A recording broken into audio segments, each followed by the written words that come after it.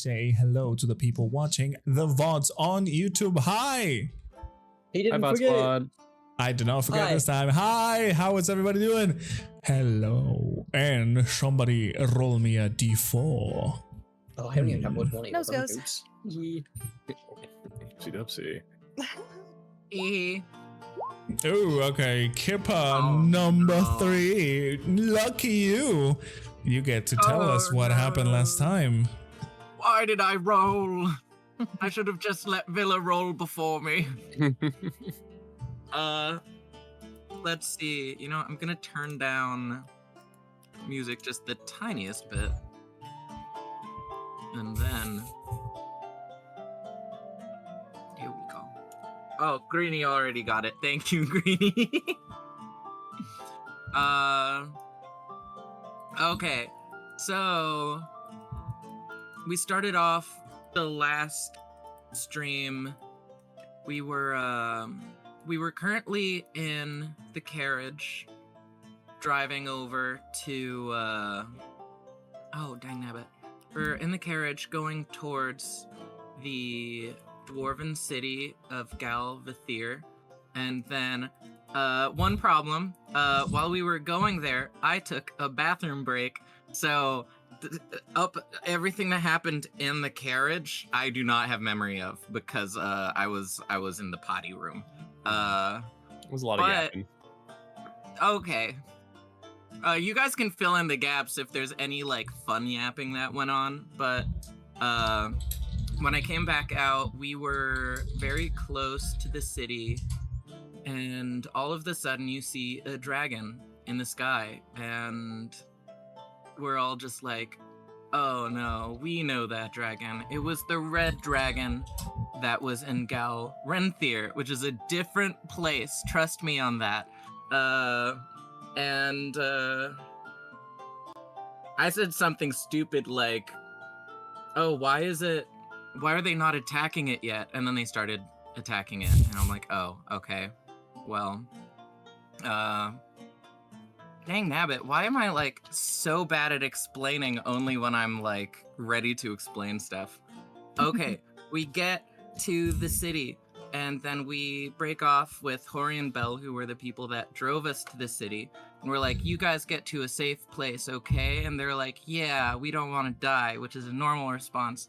And then we get inside, we start pushing through. Taurin gets, like, held back for a little bit, and then me and Villasaurus just kept on rolling high and using our apparently ninja skills to, like, zip towards where the dragon is. Correction, he did not use me. Wow. Huh? And then Ambrose and Taurin found a shortcut. And I'm pretty sure you guys, like, well, the shortcut was Taurin turning into a bear, which is a very valid shortcut. So Taurin's a bear, Ambrose is riding on Taurin all the way to the dragon, and sadly by the time we get there, the dragon has already left, and all we see is the Dwarven King, like, clutching a burnt corpse. And we're like, oh no, bro. And yeah, they arrested us on the spot. They were like, we don't know who you guys are, but, like, this is a really bad timing coincidence thing, so there's obviously something going on with you. So they put us in jail cells. We didn't resist, because obviously the Dwarven King had just lost someone, and that is not the time to try and persuade someone. And now we are currently in the jail cells, just waiting for people to come down and question us or explain things. Yeah. Yeah, Very that familiar is territory. that is pretty much it. You guys witnessed the dragon come in and then later come out.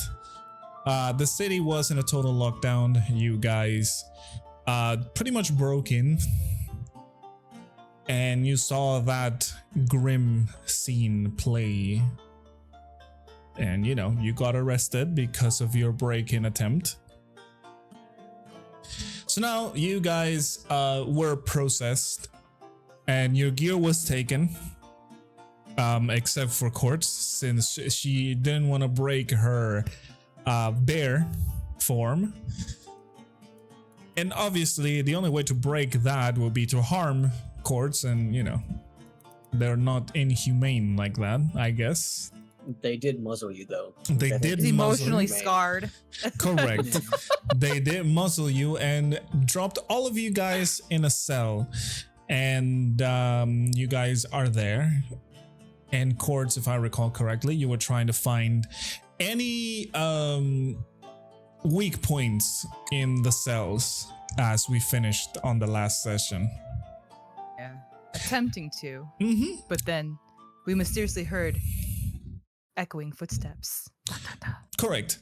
I would say from the time that you guys were in the cells, a little bit before, from the time that you were processed until you were dropped in the cells, it would have been some time, and to the point where you can only hear the sounds of the prison.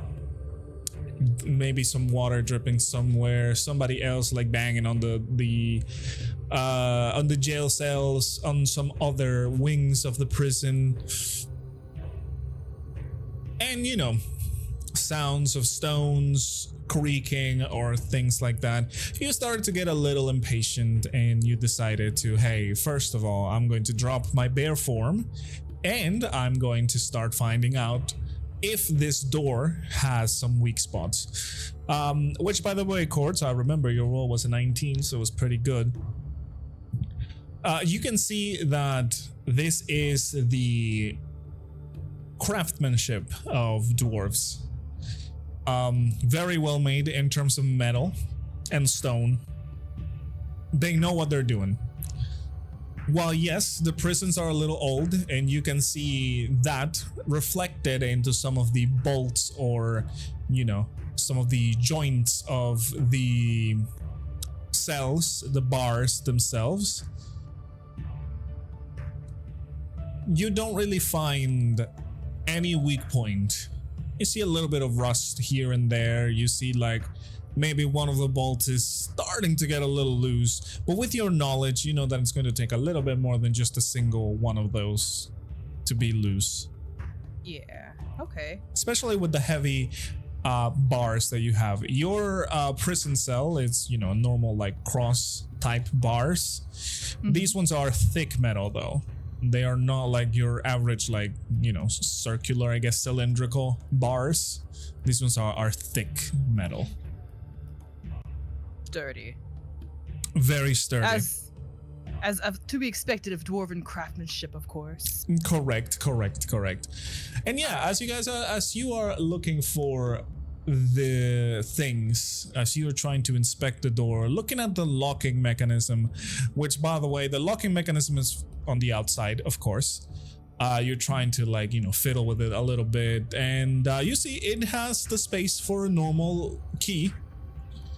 Maybe with some dexterity, maybe some sleight of hand, you would be able to open it. You still have your gear. However, the sounds of echoing footsteps after a while just make you all go silent. You have heard some other footsteps around, but none of them going towards your direction of your cells. You are in a different wing of the prison. Once you were being processed, you saw that the prison was, divided into different wings. But yeah, as you hear the footsteps, you can only stop and wait for who is coming in. Footsteps get closer and closer and closer and closer, until, to your surprise, you don't see the dwarven guards that put you in. As a matter of fact, you do see a familiar face once again of a wizard that is walking over the halls and into your prison cells. You know who this man is. You all like him, especially Rexmoa loves him. Oh no.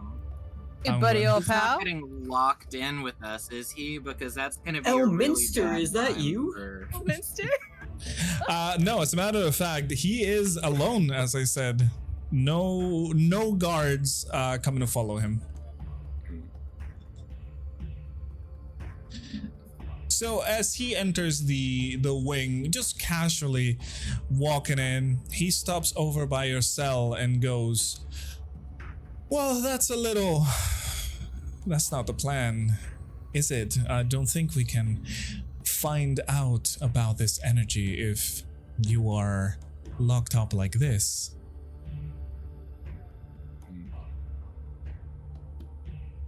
I hope you're not down here without permission.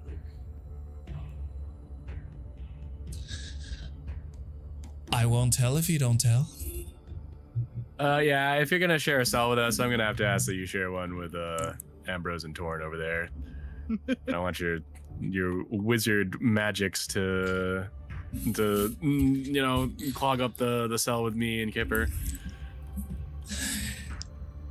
Oh, really? Well, it is thanks to my wizard magic that I've been able to gather something for you. Mhm. And Theodric will walk over to your cell and Kipper, and he holds out a white stone on his hand, just kind of gives a little tap on the bars, waiting for you to come closer. Me? No, Rexmoa specifically. Oh, okay, good. Rexmoa sighs and he stands up from whatever. Perhaps he was like meditating on a cot, and he approaches the bars, but still keeps a certain distance. But does examine the stone. It is exactly the stone that you're thinking of. Small, bright stars dancing around it. The stone almost transparent, but slightly white-ish. A very raw crystal on his hand. And he just kind of offers it to you, and he says, "You know, things like these should not leave one side."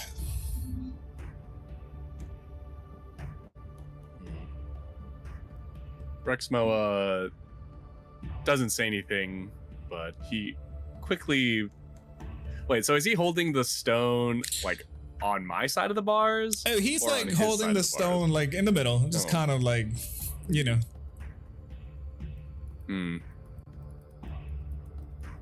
Well, that is rather sentimental to me.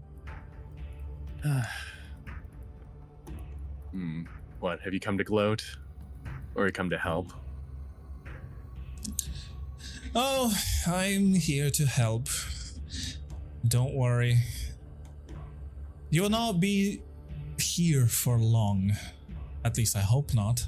That entirely depends on you and how you behave with the dwarves.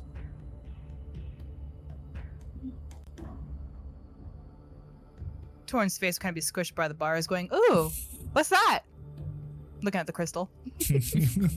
It's just, I imagine her like, have you seen the cats that like try to Yeah, poke like her head cats. through? Like a jar? Or Yeah, like a yeah, mug? something like that. Mm-hmm. And Theodric looks at Taurin with a smile and then looks at Rexmoa and he says, "Yeah, what is this?" Well, I'll have you know it's a memento of my family, and I would very much appreciate it back. He just hands it over. He has no intention on keeping it. Oh, and yeah, Rexmoa quickly but carefully takes it from him. Yeah, as you touch the stone again, the familiar warmth of love that you felt every time that you've touched the stone envelops you once again. Theodric walks back over, kind of staying in between the two cells, like leaning against the wall that you guys are, both cells can look at him. And he says, "That was quite the entrance." He specifically looks at you, Taurin. Thanks. I like flexing my muscles sometimes. Good, that's good. I quite enjoyed this spectacle. However, I feel like maybe it was a little rushed. Perhaps if you've waited a bit, we could have avoided all of this. And he gestures at the prison with his staff. And if our waiting killed someone, what then? Oh, well, somebody already did die. I'm pretty sure you saw.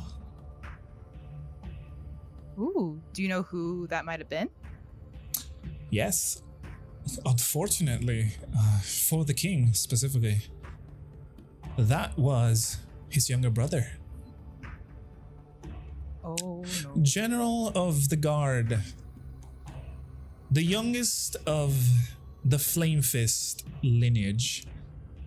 Burned to a crisp in the middle of his beloved town.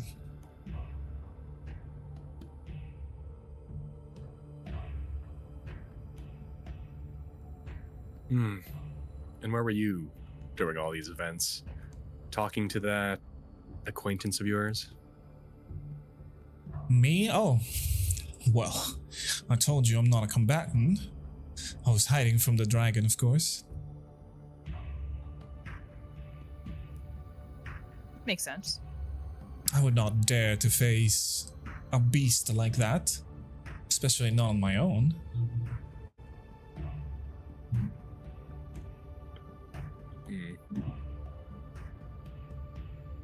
If you can fight. I believe you said you were not a fighter.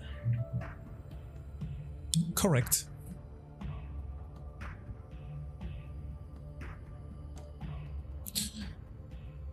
I was only watching from the side, unfortunately, amidst the chaos.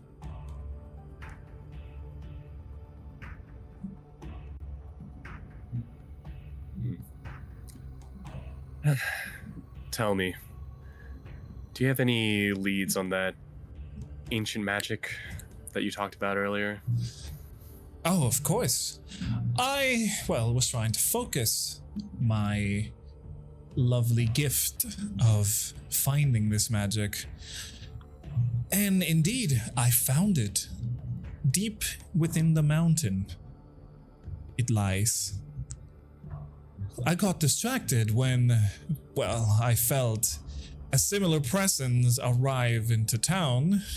Of course, their stay was cut short.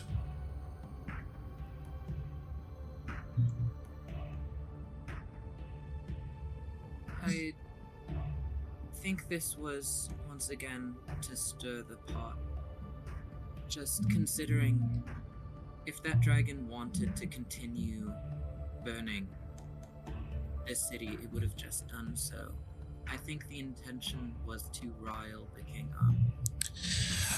I don't doubt that. And with how thin the tensions were already, I don't doubt that the king would take more extreme measures. And is he even aware who attacked him? Oh, of course he is. What was he? Half-elf? Elf? Well, he had pointy ears anyways. The man took off his helmet in front of everybody. Mm-hmm. And you saw? As I said, I was hiding. Seeing this happen, it's a little bit difficult not to spot a giant dragon in front of everybody. Swooped in pretty close. It's just that they aren't affiliated with the elves. Our own people, cult of fire. True. Dwarven King will misunderstand. Oh, he already did. I've heard some of the commotion. Some of the guards are worried that the production of armors and weapons has been doubled. And, well, so far it seems that conflict is inevitable.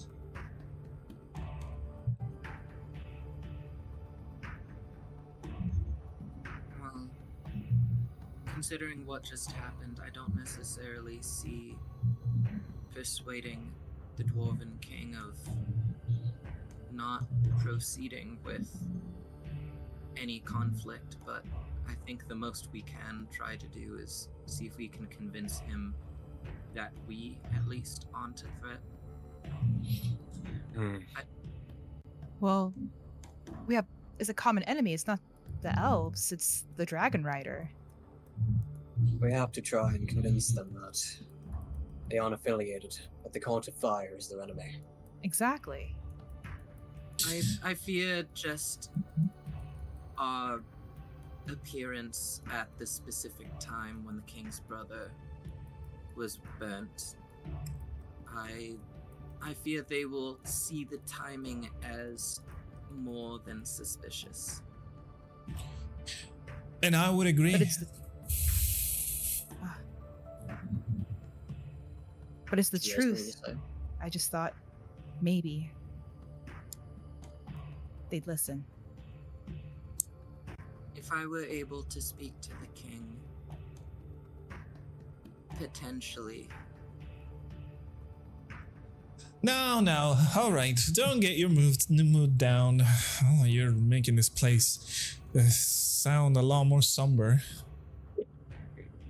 It is a prison. Yes, well, for you.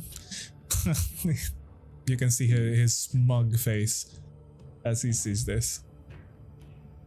You know, I've been told that you're trapped in your own prison yourself. Really? Hmm. And who might that be who told you that? Whispers in the wind. Why? Do they have any merit? Hmm.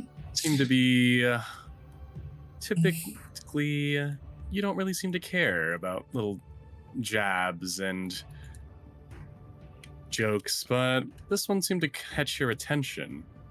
Is there perhaps some truth there?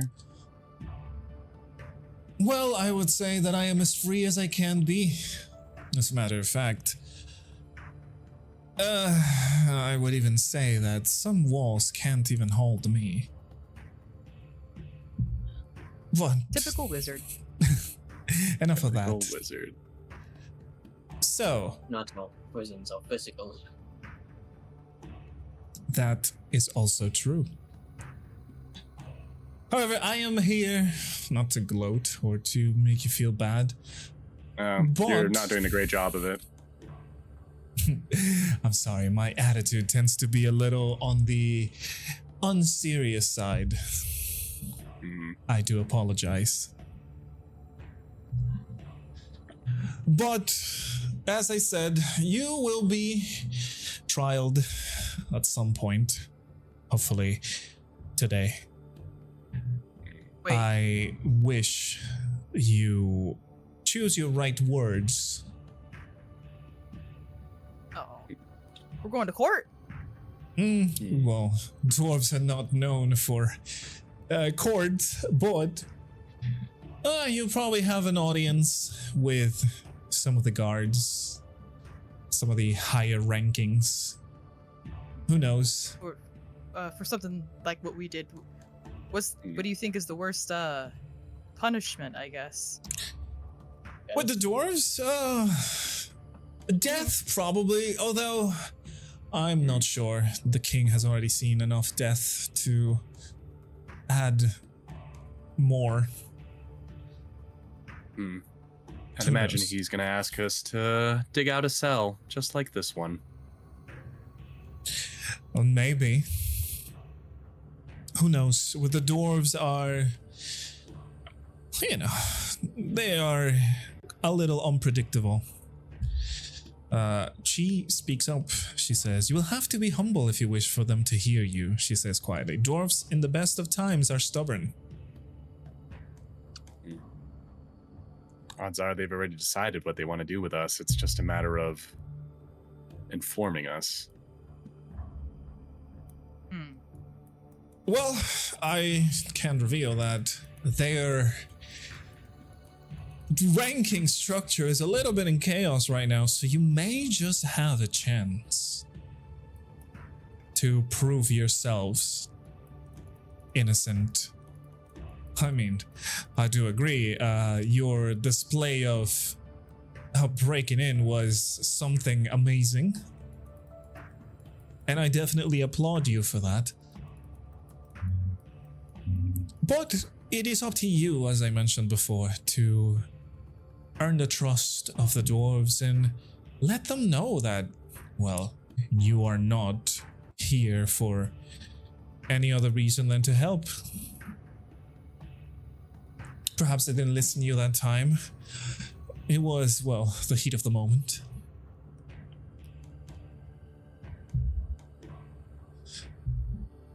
She says, "You have to do what you have to do, and perhaps be a little more tactful next time." And Theodric replies, "I agree with the little wisp." I don't necessarily agree with that point, but I will take the words into account. We'll need to find you after we finish this. Or will you find us like always? Oh, I'll be around. It will not be difficult to find me. After all, I'm probably the tallest of the place.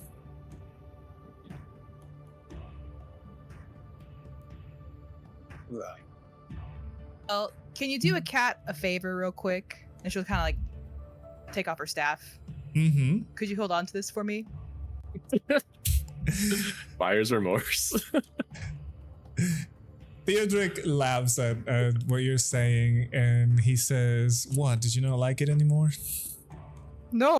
Scared what they're gonna do if they find out I have it. all right, I'll take it. And he moves over and just, grabs the staff. And and my dagger too.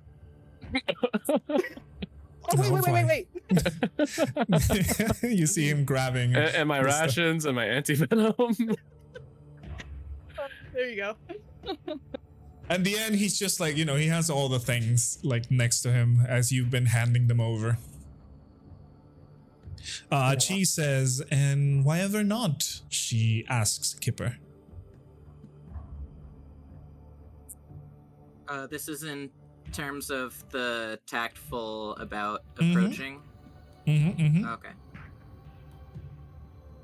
I feel like you see something bad going on, and you're in a position of power to do something about it. You might as well lend aid.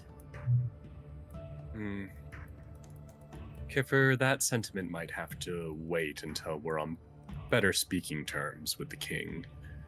I'd imagine with his kingdom under attack and his brother deceased, that he might not be in the most receptive mood to new ideas.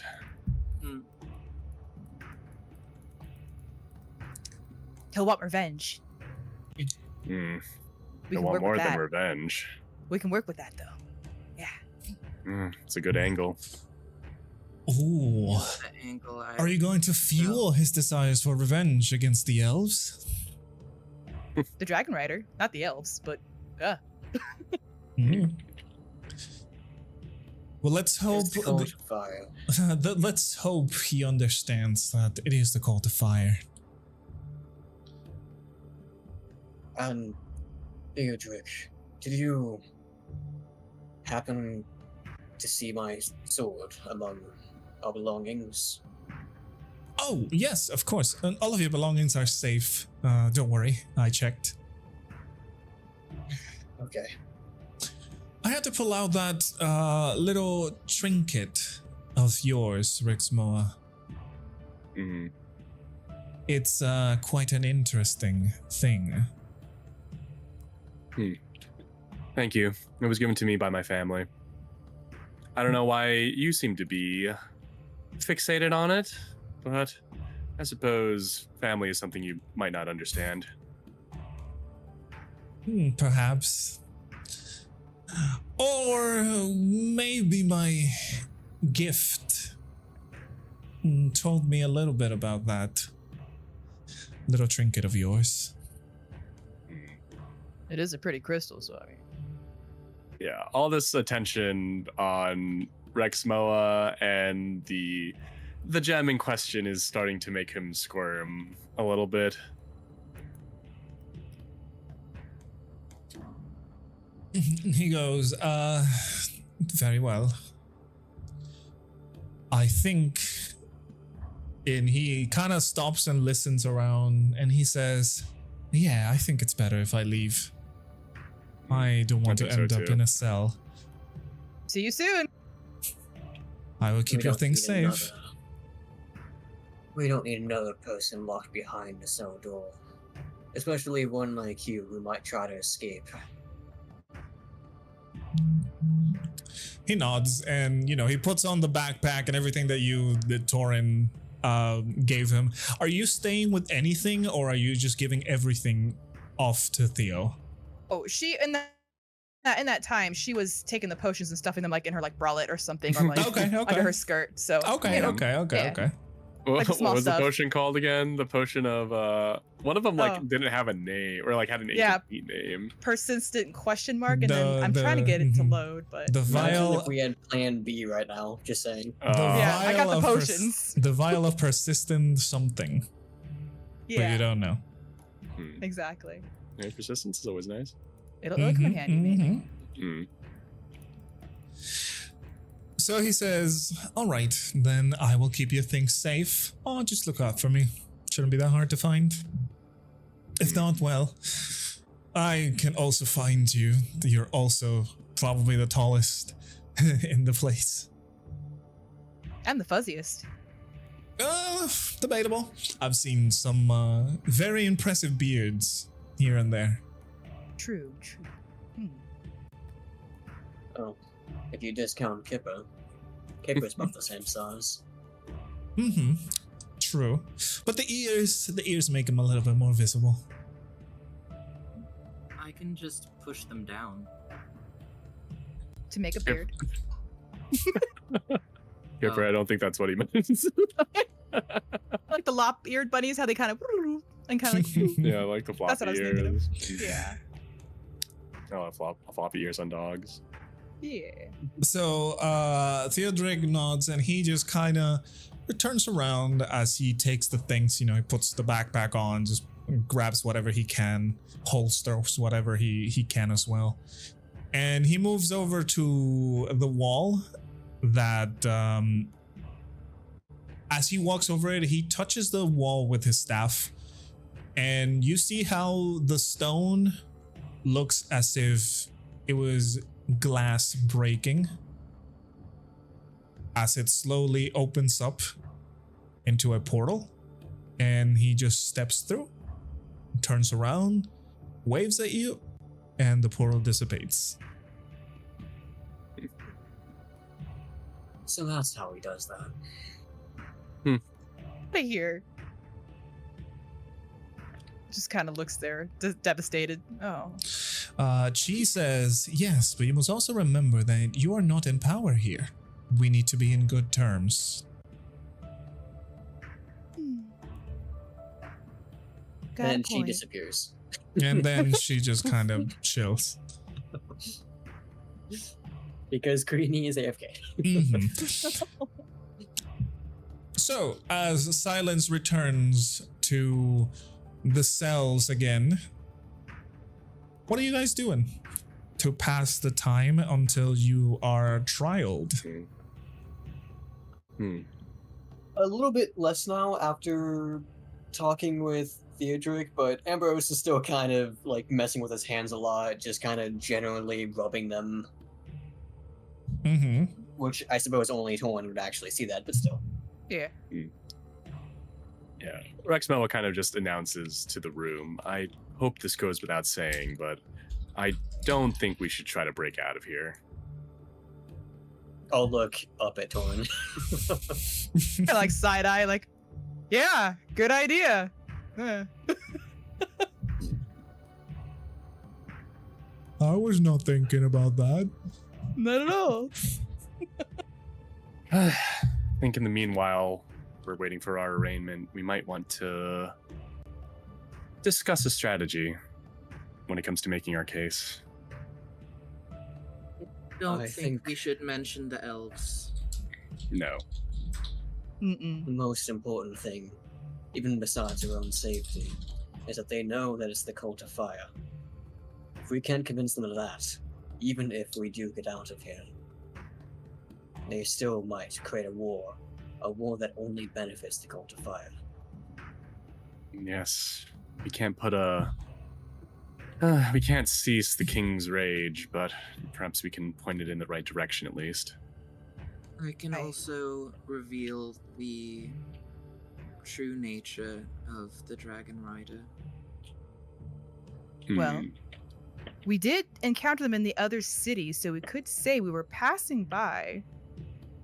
I think Saw if we the just ruckus there, mentioned we came from the east. and we saw the dragon. Yeah. Yeah, Mhm. if we don't mention specifically Galrinthia, if we just mentioned like the general east, Mm-hmm. there's a few towns that way, obviously.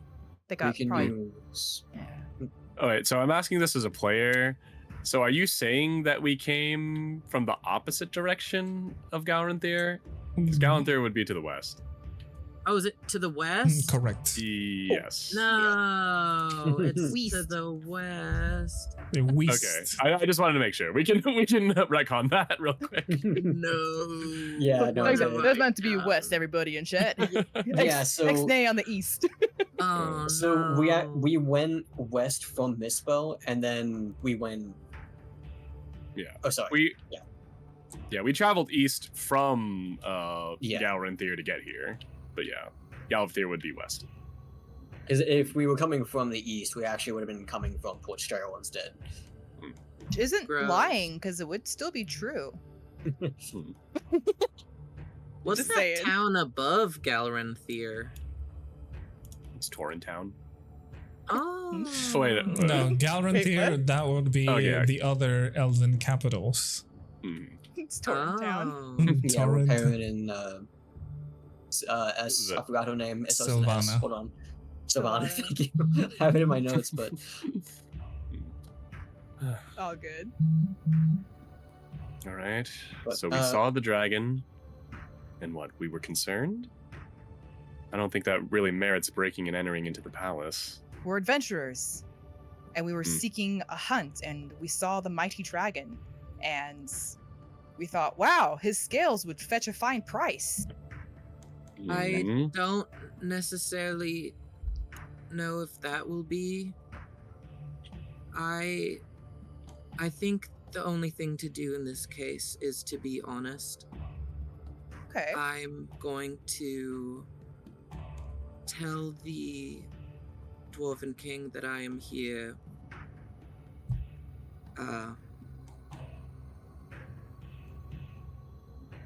Yeah. Kipper's Great. just gonna pause a little bit. Hmm. I don't think we have to lie about that part. We're here to stop the Cult of Fire. We saw the dragon. We know it belongs to them. Passing Hmm. adventurers, we saw them. Yeah, we can make it work. So investigating the Cult of Fire. Is that what we're going with? Yes. We need to be consistent. I will nod in agreement. Knowing my honesty would get us in trouble. Taurin is nodding at Rexmoa on the other side of the cell. Rexmoa, you hear no answer. I sense it. I think I've gotten to know Taurin well enough. And then I nod as well. Your daughter is nodding, by the way. Oh, I sorry. figured. I'm agree. also nodding. And If nothing else, the reason why we were coming over here in the first place. Taurin is from around here, and I also have my own reasons. I'm looking for someone. Suppose I could say that I was on my way for some kind of informational, perhaps, on Dwarven architecture. So you might have a few contacts here, but might be long gone. So are we banding together? Or... I find it unlikely that 4 even adventurers would all appear at the same place, but stranger things have happened. I mean, that is how we met, after all. Well, Remembered as yesterday. we appeared at the exact same time. It'd be pretty unlikely for them to think we're not connected.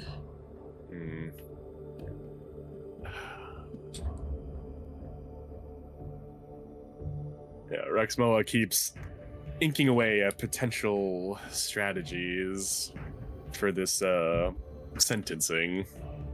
Right. Let's see. Okay, so in pursuit of the cult of fire. I think I know what has to be said, but I almost don't want to say it here because I know you guys will try to talk me out of it. This causes Rexmoa to raise a brow. Lad, I know you have good intentions, but perhaps if you have something volatile to say, it would be best that we all hear it beforehand. It's not volatile towards the king, obviously. It's just that me and the king at this point would have something in common, and I just wanted to make that clear to him.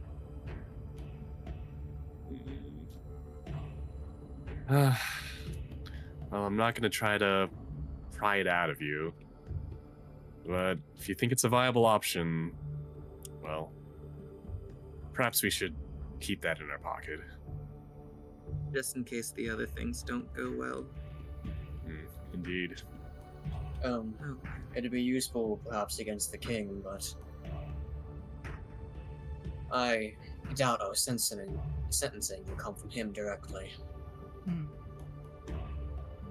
So, we were traveling in pursuit of the cult of fire, and we've been hearing talk of the town, basically, that led us here to begin with. And that's when we saw the fire and the devastation, and wanted to help. Perhaps we shouldn't say we had a suspicion. We were following a lead, let's say. There we go. You can start with our victims of it. We've already Not seen them entirely before. wrong. We know who the leader was. And when we saw the dragon, the one that is the mount of which leads the entire cult of fire. We've It heard would that make they've sense that we attacked the chase other them. capitals, perhaps. Yeah, Rexmoa scrawls, on his pages. And then So we had Kipper. reason to believe that Galvathir was next. Should we say anything about the elven capital? Perhaps not say the word elf. The other capitals. exactly. Right. Keep it open-ended. There. Mhm. I was Yeah. just thinking, since we did specifically see Fisher at Galvathir,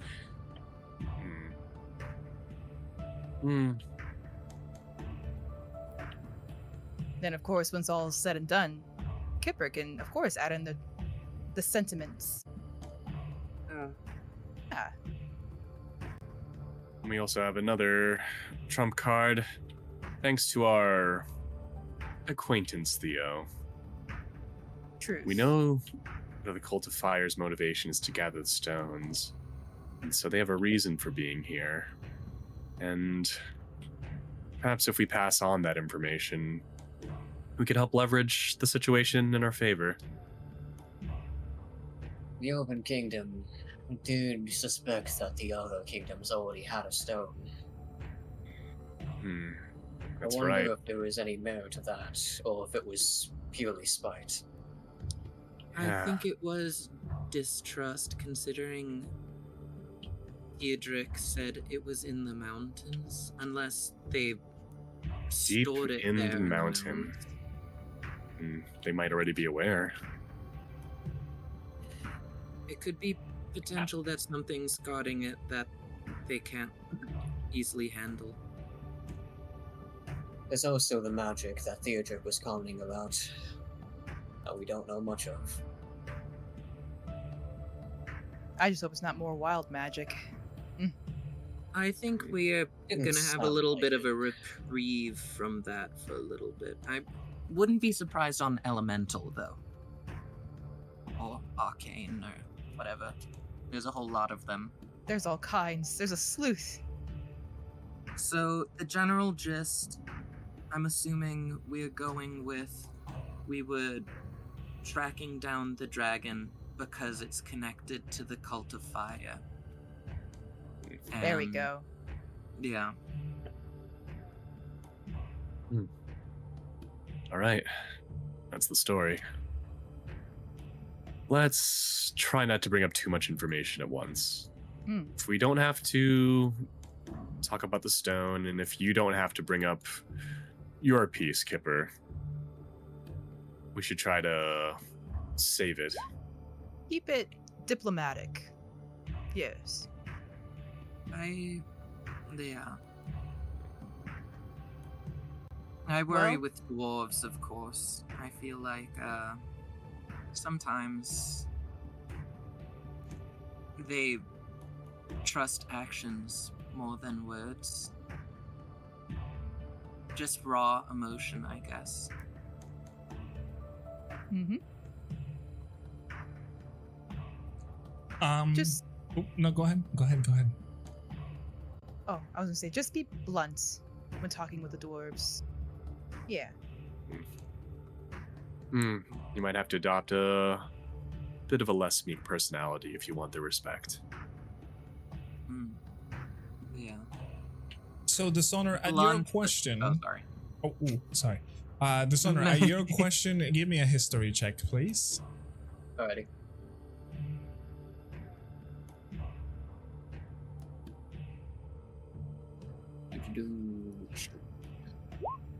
Ooh, 23. Oh my damn. goodness. Okay.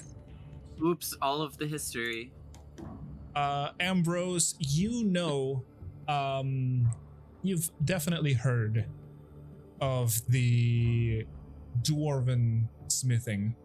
It is something widely known, but you've had time with your travels to figure out more things. Perhaps by talking to other people or just simply overhearing conversations. The dwarves use very large kilns on the lower levels of their city, so they can fire up their large forges and keep the city at a good temperature as well, because they are inside of a mountain in a very high altitude place. It is not a warm place at whatsoever. You know that they use a system of chimneys carved into the mountain to the outside. So whatever gases from, coal and burning of things would escape. Yet they can still figure out how to, heat up these large furnaces and smelters.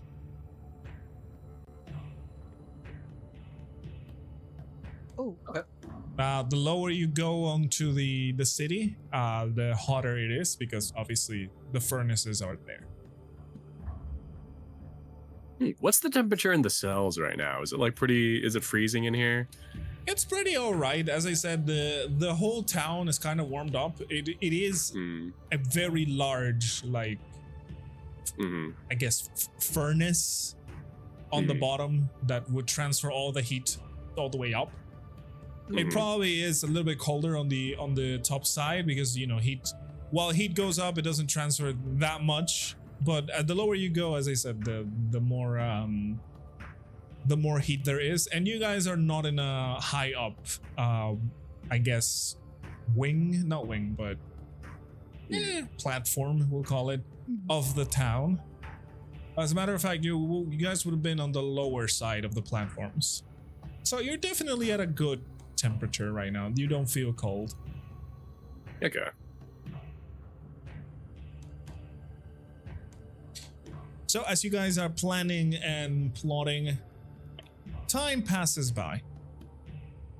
A few minutes, then an hour, then another hour, and a few more hours, until you guys are all, in your cell, just kind of trying to pass time. Exactly. Passing time, counting the amount of bricks in your walls to entertain yourselves, or, Yeah, I'll give like a little history lesson. Yeah, I mean, what kind of history lesson are you want to give? What about like the architecture and the history of like how they carved most of the city like into the mountain itself? Well, do enlighten us. Did you all know that this cell is probably hundreds, if not thousands of years old? Might be older than our pal Theo. Probably sentenced many elves who were here, and dwarves. It definitely feels old. Yeah. And if you look around the mountain, well, assuming we get out of here, you can tell the age of the different sections by the tool marks that they used. What kind of tools would they use? Yes.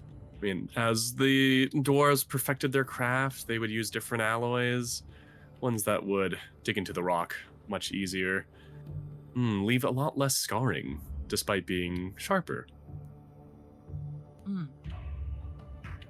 So that's what those marks were when we were walking in the hall.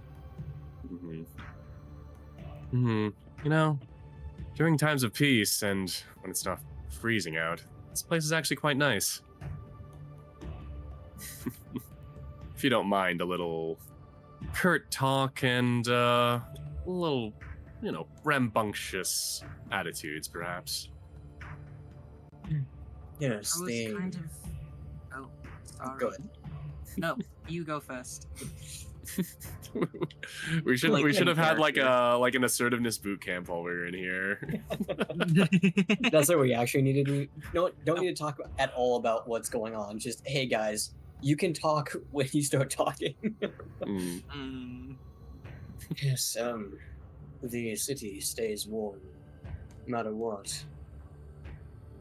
So, regardless of the season you enter in, it's always nice to be here. Well, so my mentor says. Yeah, and when you're not held up in a cell. I hope that this doesn't last for very long, because I do want to see the city a little bit. But obviously, there's more pressing matter at hand. All right, cue rising action. Right?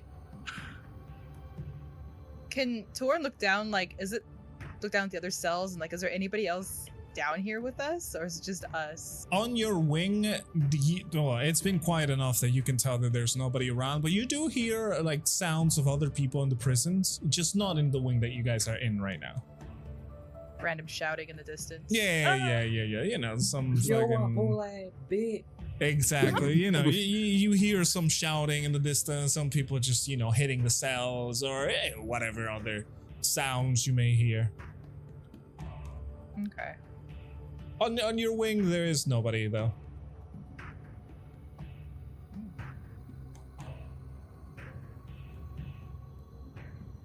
Are there any little mices around or things skittering around? I will say, at this area, there probably would be. What are you trying to do with that? I want to say hi to one. That's all. Just to kill the gonna- boredom. Exactly. Hey, what's going on? So what's the cheese talk of the day? You know, like Hmm. What do they serve for lunch around here? exactly. Filler, just conversation is all it would have been. I will say that you're trying to look around for things to distract yourself with. You know, like I said, you're starting to like think, oh my god, I could probably just wild shape into something and just leave. Like I don't want to be here. You know, I could easily just just fake being another mouse and just escape. But like, oh, just I can't abandoned do all it. my comrades. Exactly. You don't want to abandon. I could go on a everybody. little I could just tour. leave. Yeah. You 100% could just leave, but yeah, time passes. As I said, it's been a few hours since you guys were imprisoned, until you hear some, you know, noise of people outside. The other prisoners are kind of getting a little rowdy outside, and soon enough you hear again footsteps. These ones very heavy, and multiple of them, as they start reaching to the wing of the prison that you guys are in. And once you guys hear the footsteps approaching, you see a small platoon of soldiers. We're talking about 5 of them. And one of them moves closer and just bangs like the cells with the hammer that he's carrying, and he goes, "Get up!" The other ones just kind of move over, two on front of one cell, 2 in front of the other, and there's the 5th one that is carrying a book. He says, "Prisoners up." Yeah. Rexmoa immediately stands up. I'll Upright. stand up and keep my hands out in front of me. I've done this rodeo too many times. The dwarf with the book just kind of inspects every one of you, just pacing back and forth into the cells. And he looks at you, Taurin, and he says, "Ah, that was the bear. All right. Well, we'll have to change that in the records." They noticed. Yeah, No. it was a little bit too struggle-wise. Now tell me, what was the reason why you decided to break in our town? The Cult of Fire. We're investigating them. You can see he like starts taking notes in the book that he has. Cult of Fire. Surely you've heard of them already. He glances up at Ambrose, says nothing, and just continues writing about, you know, what you guys are saying. And he says, "So, that's why you assaulted some of the guards? Avoided capture?" Not to mention, transformed into a bear? Is that illegal? It's really funny if that specifically was legal. Yeah. I mean, I can see it. You live in a Just world full of imagine. druids. I mean, I guess there probably is more druids to the north Yeah. of. I mean, it's like the same Yell, sentiment Nikki. of like, don't cast a fireball while inside the bar. Yeah. Mm-hmm. Because like, I guess like realistically speaking, there probably is like a bunch of like druidic people in the Mhm. forest of the north. Hmm. Maybe not like people who necessarily have the ability to wild shape, but you know, use like primal magics and whatnot. You'll never know. Hmm. Maybe. True. Maybe Taurin knows more. Maybe we don't know. Maybe. You have to wait till the Taurin episode. I'll say to the dwarves in front of me and say, well, like my friend here said, we were investigating the Cult of Fire, and when we saw what happened in the sky, we thought it a bit more important to try and do what we could. If there were people of the Cult and Fire here, we would have done less harm to the gods than the Cult of Fire would. And you can see him pacing around as he's taking notes of all of this. And goes, all right, well, we've grown to your things. You have no contraband. You seem to be clean. But why risk yourselves like that? We could have just waited for the barricades to stop.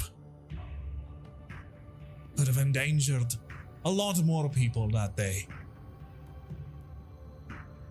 And if more of the Cult of Fire was there, harming the innocents, we would have had to just watch from the sidelines.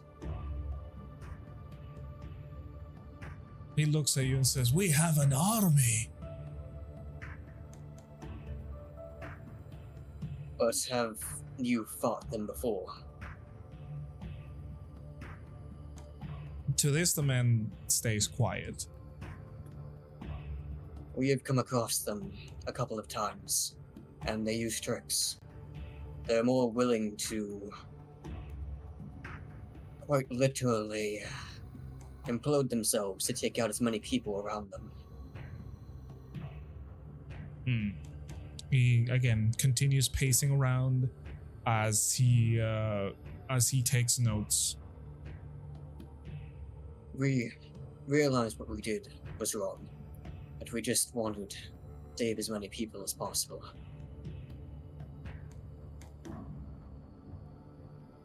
Well, unfortunately for you, I cannot release you right now. I understand you posted a little bit of a threat for our people. But we have more important matters at that point. The king was mourning.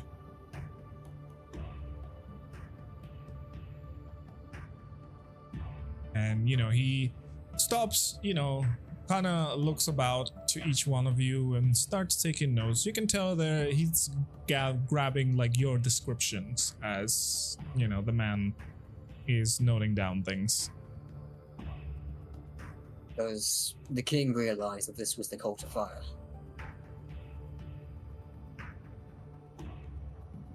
The king knows his enemies.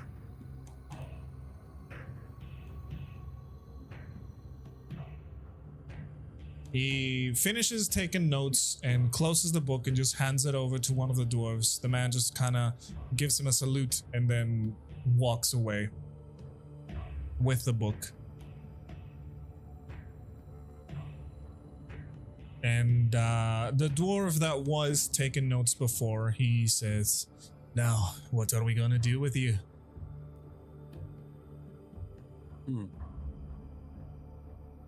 If the king smiles big.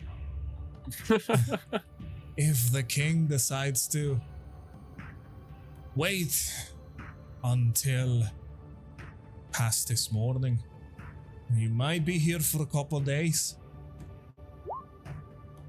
There's already a funeral being planned in a few days. I don't have the jurisdiction to do anything until then.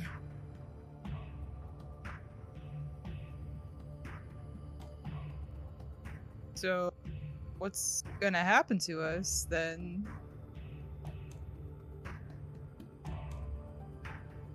And the man sighs and he says, well, I hope you get acquainted with these walls.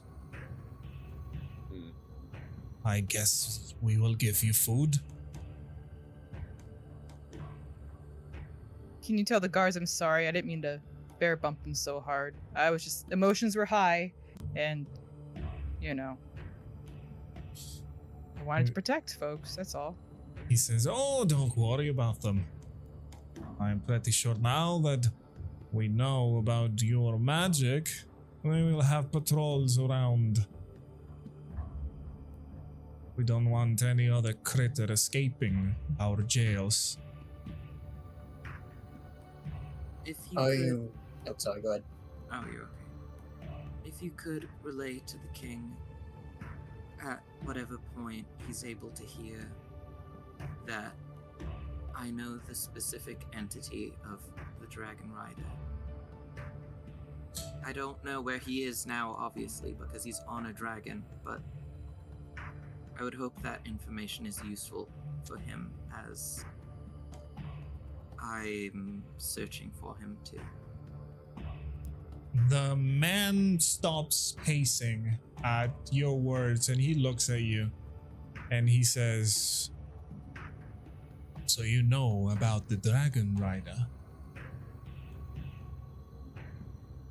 We've been following him from the east for a good amount of time. We know that he is, whether he's the head of the Cult of Fire or he's just a higher up, he is one of the strongest people connected to them, and he's just been targeting specifically capitals of power. There's more to him, but I request at the earliest time possible an audience with the king, just over something specifically that would concern him.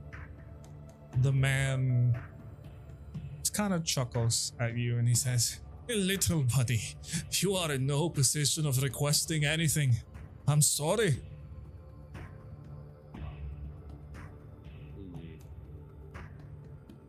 So, we know who the actual enemy is and their identity. It should be noted that the king should know the same. The man was Whether going or to not- speak. Oh. Mm-hmm. Go Whether or on. not you tell him that, or we do, makes no difference. But someone needs to. The man was going to reply to your words, Ambrose, once then another couple of soldiers show up and they call him to, talk about something. They just go a little bit further away from yourselves, but you guys can overhear parts of the conversation. They're not being like super discreet about it. You can overhear specifically how the man that was talking to you is angry and annoyed at the fact that they're taking all of their guard away to work on the forges, and how the other two soldiers that just came to take the guard away to work on the forges.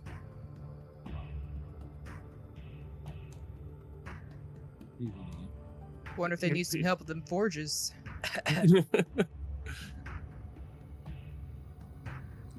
In the end, they go a little bit back and forth, and in the end, the dwarf that was talking to you just kind of raises his hand like a rude gesture and just walks back, and he says, "And tell them they can make them themselves.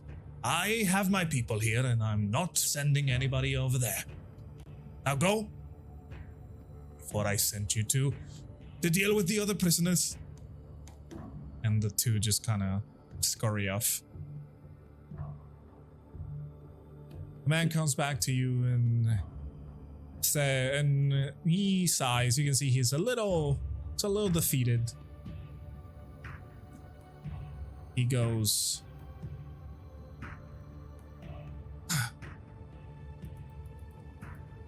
"With all of these things that are going on,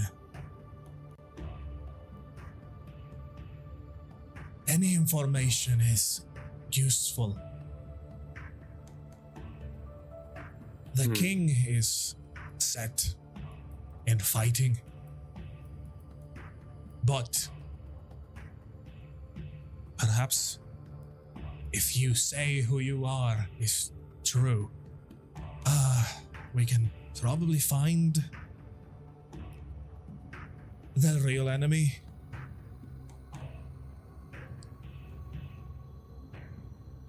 I realize it's not my place to ask, being a prisoner.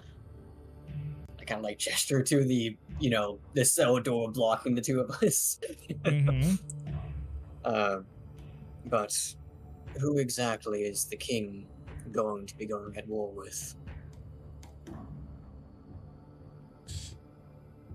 At this point, it's a little hard to tell. Everybody. The king is not happy. That's what the Cult of Fire wants. If everyone is fighting everyone, it creates chaos. It allows the Cult of Fire to do as they wish. That's the exact thing we need to not have happen. Would it help to potentially direct the king's anger if we found the specific evidence that would point to the culprit so he could put his full focus into the sole accused party? But how? The forges are working overtime. Armors and weapons are coming out by the second. Soon, our army will be ready and we'll march out. The dwarves should be ready, but not for just any war. They need to protect themselves and others from the Cult of Fire, not the rest of humanity.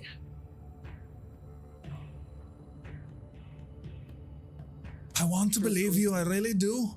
But this Cult of Fire, it has not attacked us. Ever.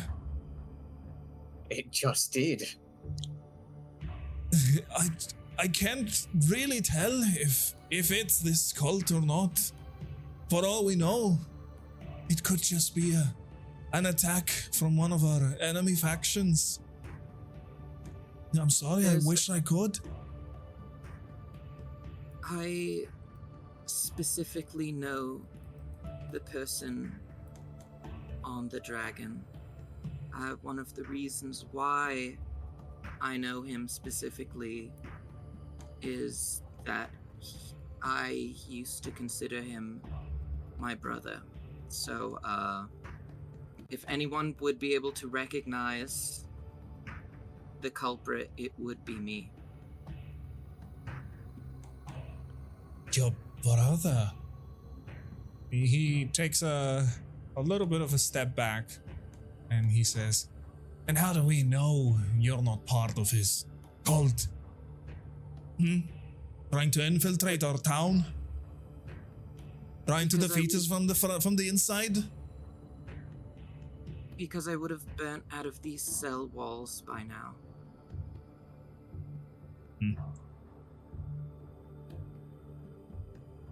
Trust me, he is the last person that I would ever try to help. Kipper, I want a persuasion check from you. Okay. And then you want me to say some stuff as well? If you want to. Okay.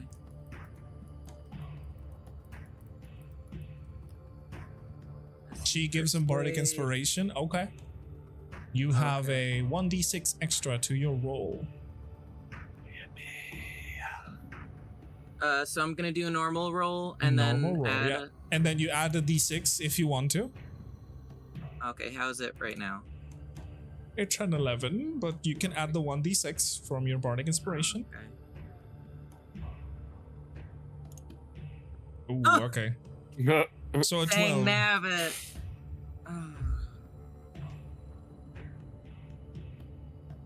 I just keep rolling the d6.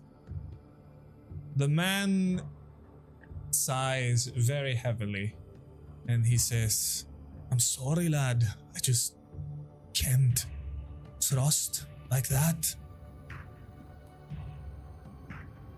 We have enough problems inside as is. We've stopped the production of ore because the constant earthquakes have blocked some of the mines. We even have some of our people trapped inside, but the king, the king is only focused on war. And he wouldn't want to know the identity of the one that killed his brother. Of course he would, but reaching him would be impossible. He is not wanting to be disturbed, especially not in these times. Chi speaks up. I can say for sure this group is good and they're out to end this chaos, not support it. Are you saying this to the warden or yes? Okay.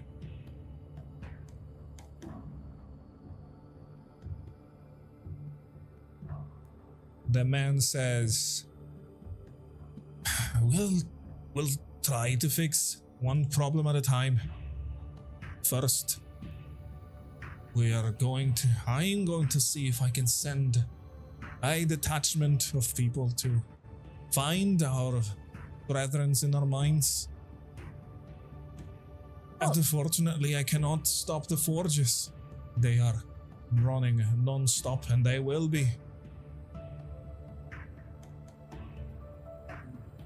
The funeral for the king's brother will be held in a couple of days from now. Perhaps after that, the king would have another solution.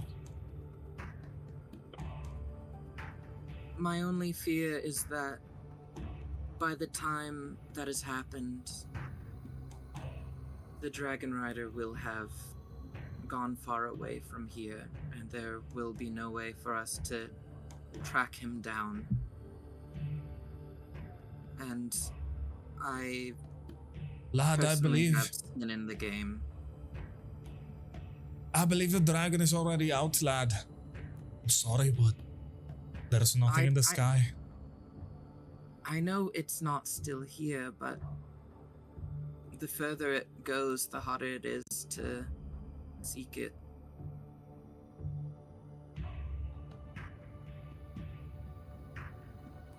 What if we helped try and save some of your brethren in the mines? Would that make you at all trust us more? Like I said, we were just trying to help the people here. Ambrose, give me a persuasion check.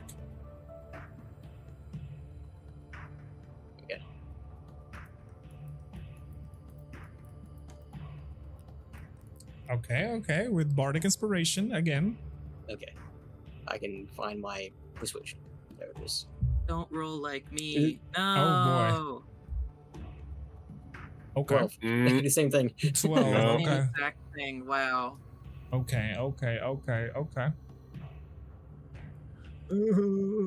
I know you have no reason to assume that we'd help you, but the people who would have to go down into the mines to help your other fellow dwarves, they are your friends, they're your family, but we aren't. If we die trying to save your friends, you lose nothing. You see one of the other guards on the side of him says, well, he does have a point. The man just, rubs his temples and he goes, I just cannot release prisoners like this. This is not the protocol. You see he starts pacing about again. Can Taurin say something here? Totally. Then have one of your guards go with us. We'd have nothing to hide. You took all our weapons. So, of course, we need, ways to dig things out, but...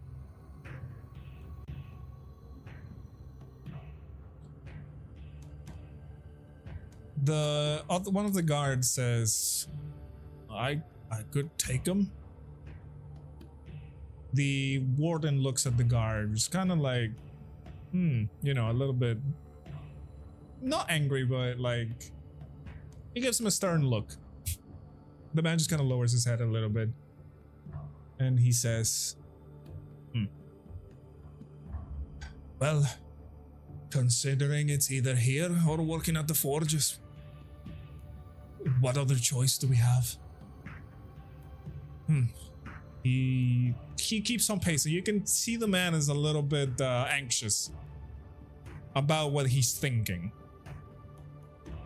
Taurin will kind of add in, see this as a way to prove ourselves to you and your king. That we mean good. Taurin, persuasion check. Okie dokie. 12. Another 12. If it happens again, it'd be kind of funny. I'll try. You can do it. Oh! I won. Well, technically it was a 2 at least. I got the 1. A -1. Well, it was a 2 minus 1. There's no persuading today. There is Well, no darn. persuading today. Not from the druid. To be fair, we still rolled above average. Bit. Wait, she says wait. Uh-huh. Can she explode? Can she explode? Yes, she can. Oh, okay. You want to use silvery barbs on your ally? Oh, what? What is that? That doesn't sound fun. I will explain to you what that is once I get confirmation from Chi. It's actually not at all bad. It's actually very it's a beneficial. buff, basically. Okay, so silvery barbs is a reaction that allows the person who just made a roll to re-roll again, and Chi, in this case the caster, can select somebody else to gain advantage in the next roll. Who's got advantage in persuasions? So Chi, if you are casting silvery barbs on Taurin, Taurin, need to re-roll the persuasion. Hold on. And you have to keep them this next result. And Chi, who are you giving the advantage to?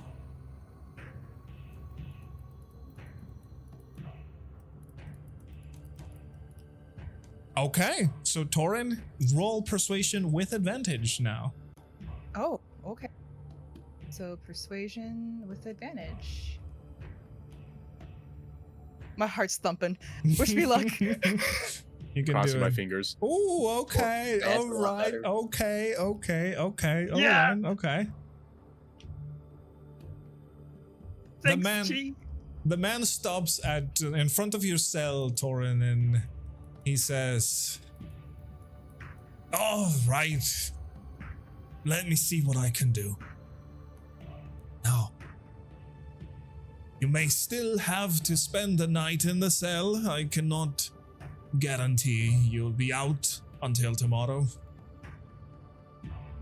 But if there is a chance for me to make this happen, I will try.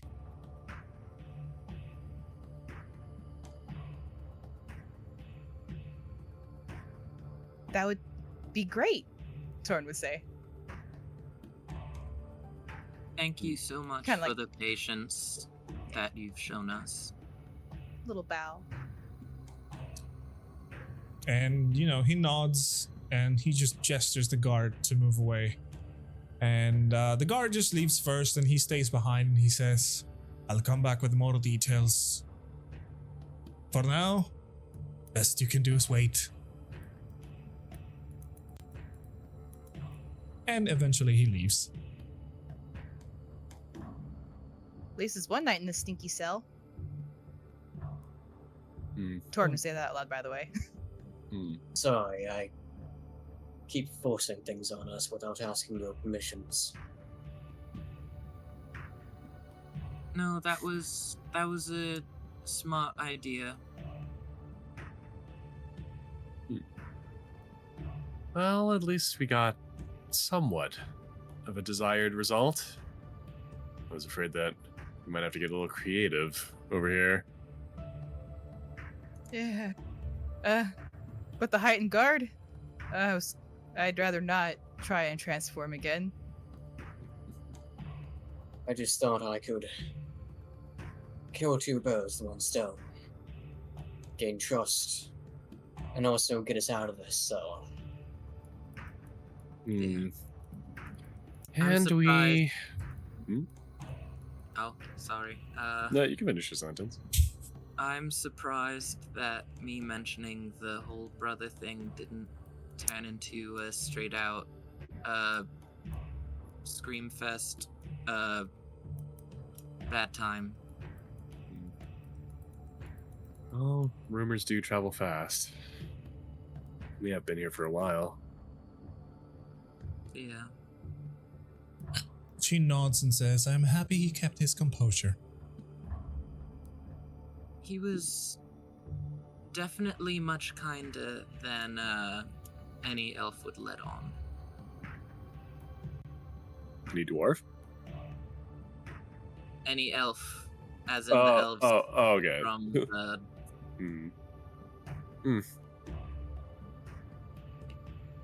I found a lot of people aren't usually that bad. It's only when you annoy them or happen to already be their enemy. The warden was rather forgiving, however.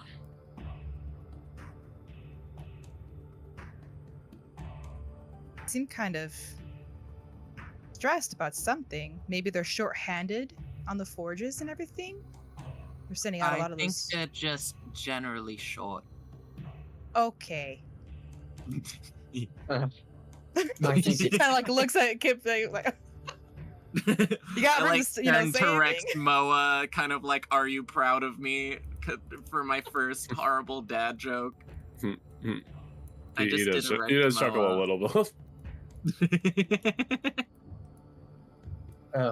Beyond that, I think it's the opposite, Taurin. They're trying to make as many weapons and armor as possible to ensure their entire army is prepared to go to war. Oh. If what the other dwarves said is true, they're just going to be fighting against anyone and everyone they can. It makes sense they'd be stressed. She says, I would take offense to that, but Kipper, you are quite small too amongst your other companions, aren't you? Yeah, that's why I'm allowed to make that joke. Mm-hmm. Local shorty here.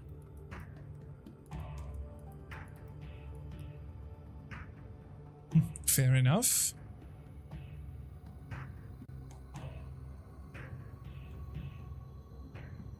So, you guys are going to be spending time in this cell. How are you going to be doing that? I have stuff I can craft. Well, we don't have Is any of there- our things, right? You do Is there not yachts have in there any already? of your gear. What's up? Is it like a I can bunk? pretend to craft. As for your cells, you can see that it is a, stone room, and the beds are just like raised stones on them. So it's all stone. No, hey, nothing. Nope. Hey. Your backs are not gonna be happy the day after. gonna Speak for use- yourself, right at home. Part of me wants to use sending to just to summon Theodric, just to like Uber Eats bring me my stuff. Go. Give me sandwich. Just- Unfortunately for that, you need a material, and since you don't have your arcane focus, or rather your cleric focus, Correct. or holy focus is what it's called, you wouldn't be able to do it. You are literally just with your clothes on right now. Because there are some spells you can still cast without having a focus, but it's far and few between. I don't even know. I guess I'll gotta curl up on that bed. So, how long has it been, and like what time is it currently? Well, if you are Is- deciding to wait, let's see. Let's set up in the time frame. From when you arrived pretty early in the morning, and with everything going on, you got processed, and everything got taken away from you, and you got put into the cells.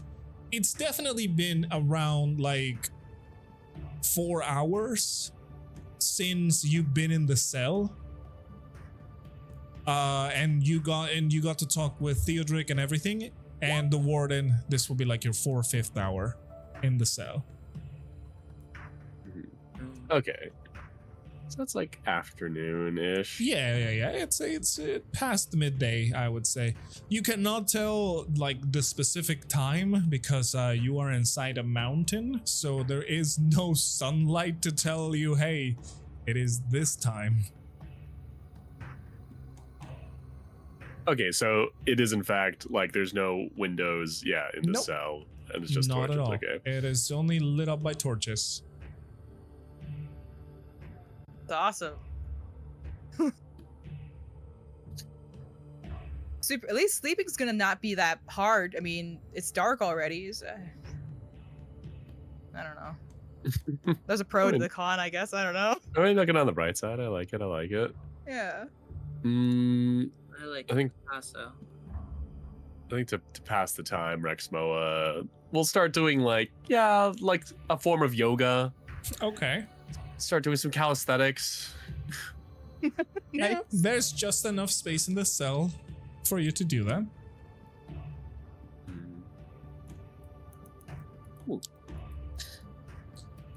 I will be just kind of sitting against one of the walls. I'm messing with my hands still, as I kind of have been doing this entire time.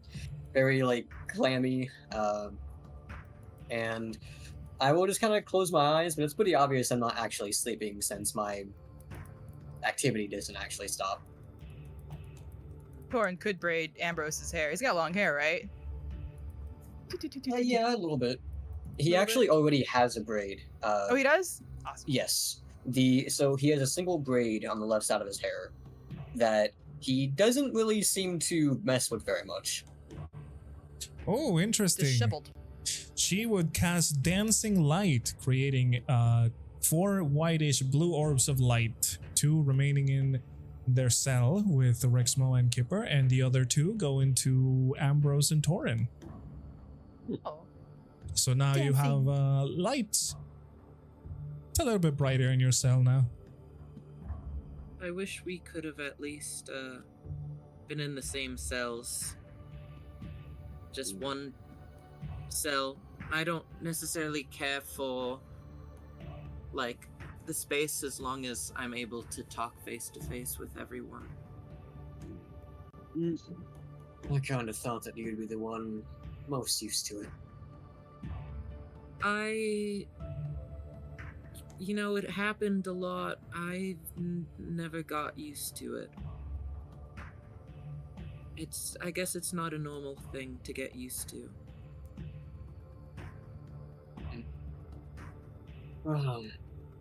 Fair enough. Not like you actually wanted to be here.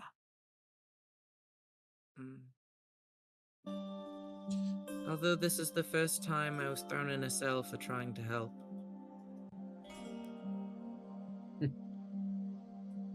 It was usually pickpocketing. I think twice it was for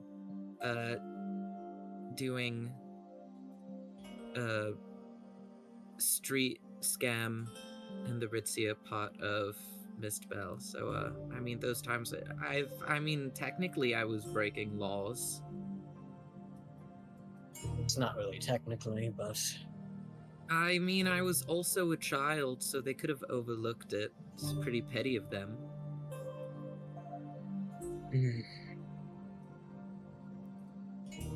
Reminds me, back when I first started my journey. When I first left home, well, beforehand, I suppose, when I met my mentor, I was pickpocketing nearly every day. I spent a lot of my time in cells, though temporary, because I did have a sort of goodwill on my side. Since the orphanage I was part of was religious in nature, I would usually only spend a day or two before I got out. Mm. But not all days are the same, since sometimes people don't want you to be jailed, but rather they want revenge on you. Yeah. No, that's accurate. We have In a lot in fact- common, don't we? Yes, we do. I remember the time they made me leave. I stole food from one of the vendors. I was intending on giving it to the orphanage, since we weren't well fed even by the Mother Superior. Mm. But I was caught. Of course. I wasn't exactly a quiet one. 2 guards and the vendor caught me and tried to fix things on their own without proper protocol. Luckily for me, a mentor was there. Well, before I knew who he was. He fixed things just by saying a few words. A couple coins here and there, and suddenly I was no longer in cuffs. Oh. Sometimes, just helping others doesn't matter even if you were to get in trouble. I wouldn't change what we did today, even if it put us in a cell. I wouldn't change what I did previously, even if I was beaten and abused for it. And I wouldn't change what you have done either. We do things for all sorts of reasons. Even if you pickpocketed, it was still to put food in your belly. Something that no one should be angry about. Mm. We all deserve it. We all deserve to have food. We all deserve to live. Sometimes it just isn't given to us. Yeah. No, that is very true. You're right. I guess what I'm saying.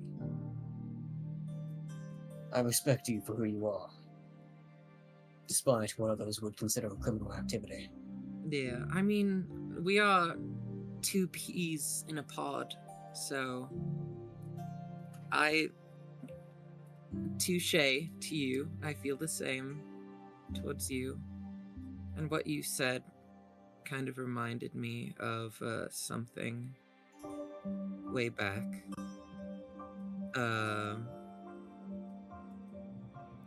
I also didn't.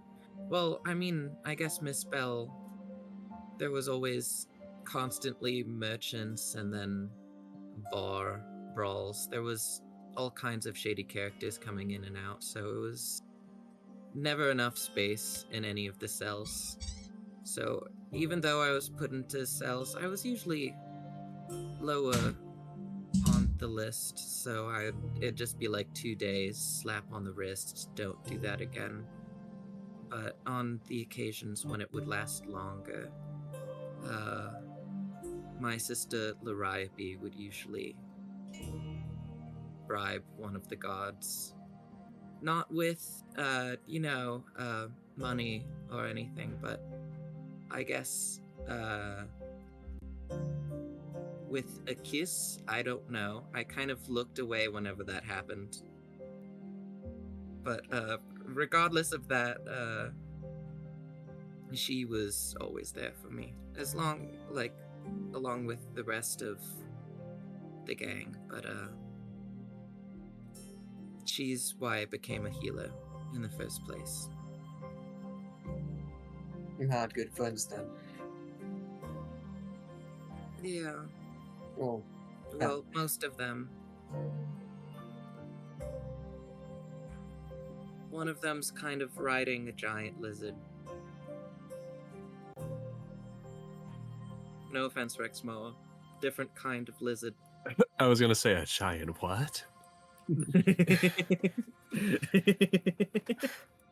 How hungry? Oh, and what I said goes for you too as well. Rexmoa and Taurin. I respect you in the same way. Thank you, lad. Of course, likewise. I know I've been troublesome as of late.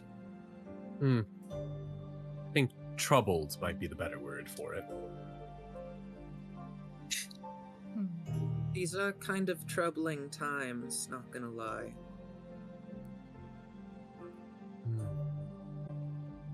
And for one reason or another, I think our troubles led us to be in Misspell at the same time. So even though it hurts, I'm still glad that it led me towards the three of you.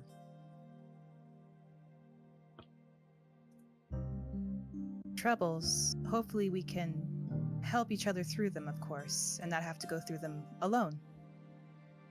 At least the best way we can for each other. That's all I ask.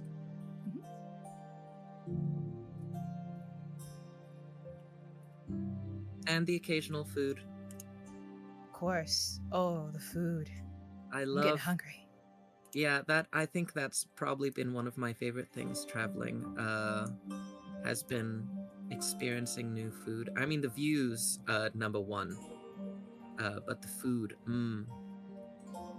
I love food. I've only ever had like Gal Renthia food from like this one vegetarian shop in Misspell, but it did not do that. It didn't do them justice. No. Also eating it out of the trash is probably lessens the quality of the food, though. Just admit, I know that all too well. There was a couple of times when I was in Port Trail that I was able to actually partake in better food that weren't just leftovers or trash. Things that are actually made in restaurants. And even I can't deny the food they made was good. I'd like to say I'd help you partake, but I'm a bit well known over there. For I deeds feel of like- virtue?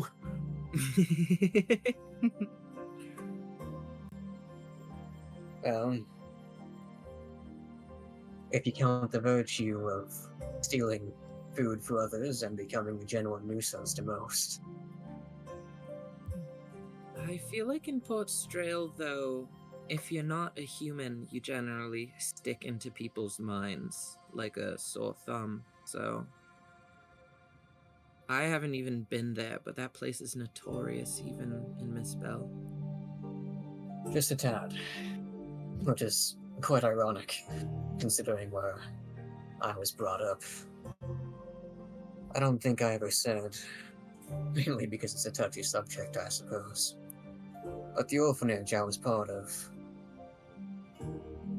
it was an orphanage specifically for the non-human individuals. A Darren Cliff orphanage. There were some humans there, but far and few between. Most of them got to go to housing pretty quickly.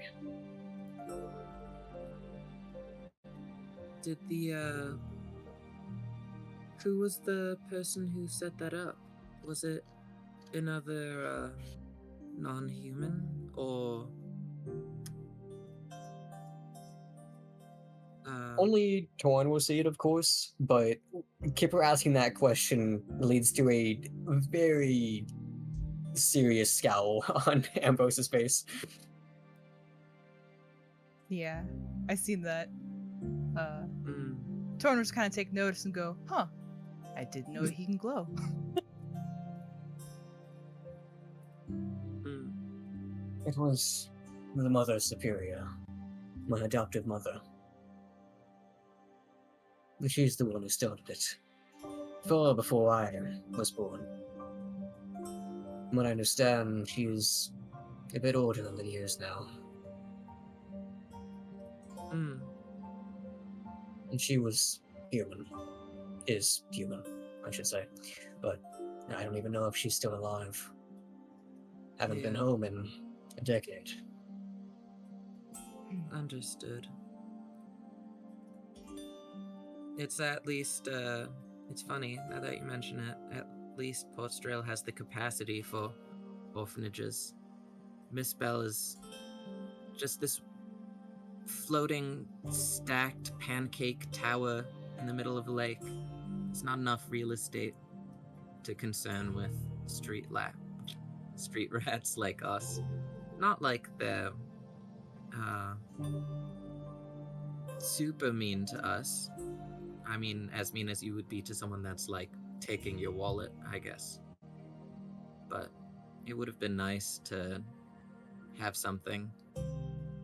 But I obviously don't know the whole story. I'm not saying that your orphanage was like peaches and cream, obviously. The people there didn't care about the children. It was so they can seem better than everyone else. The fact that they alone would take care of others that no one else would. If it wasn't that way, perhaps I wouldn't have had to steal for the kids every single day of my life. That's awful. Still, now that I think about it, I think Mother Superior was a cleric. Though, I very much doubt she was the same faith of you. Yeah. No, very few are.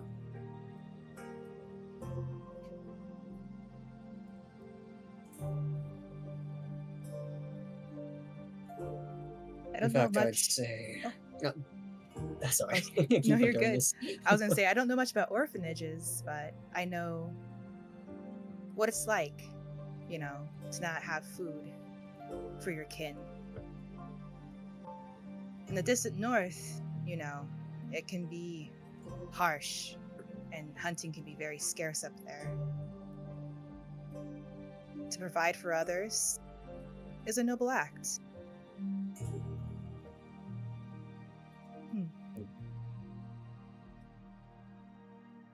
That's all Taurin had to say.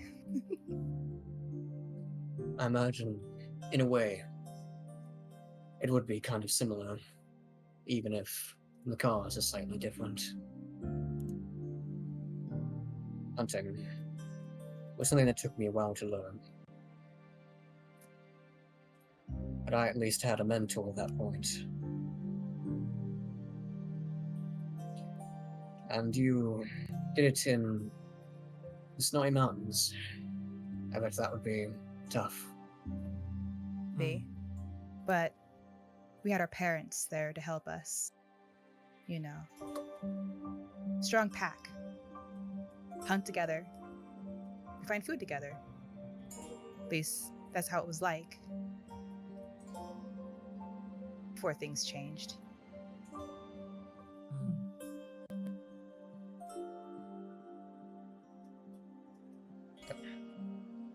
Kipper, I will say, regardless what anyone says,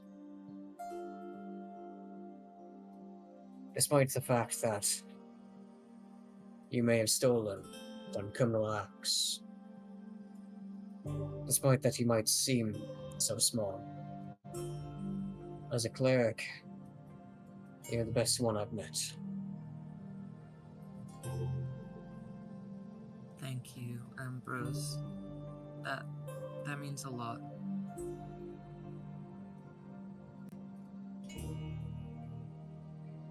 Same thing with you, Rexmoa. The orphanage I was part of was actually a monastery.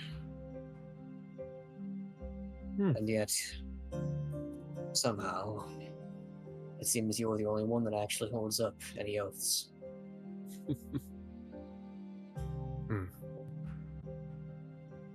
Well, I have a good reason to keep them.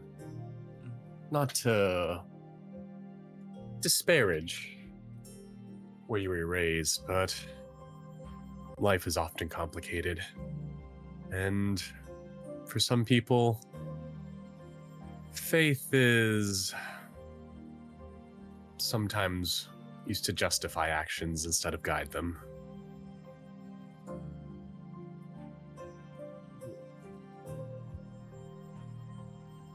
Well,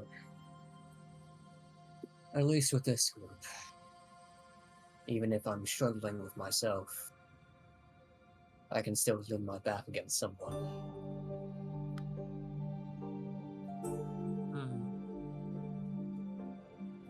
Though if I do it with a certain one of you, Kipper, you might just fall.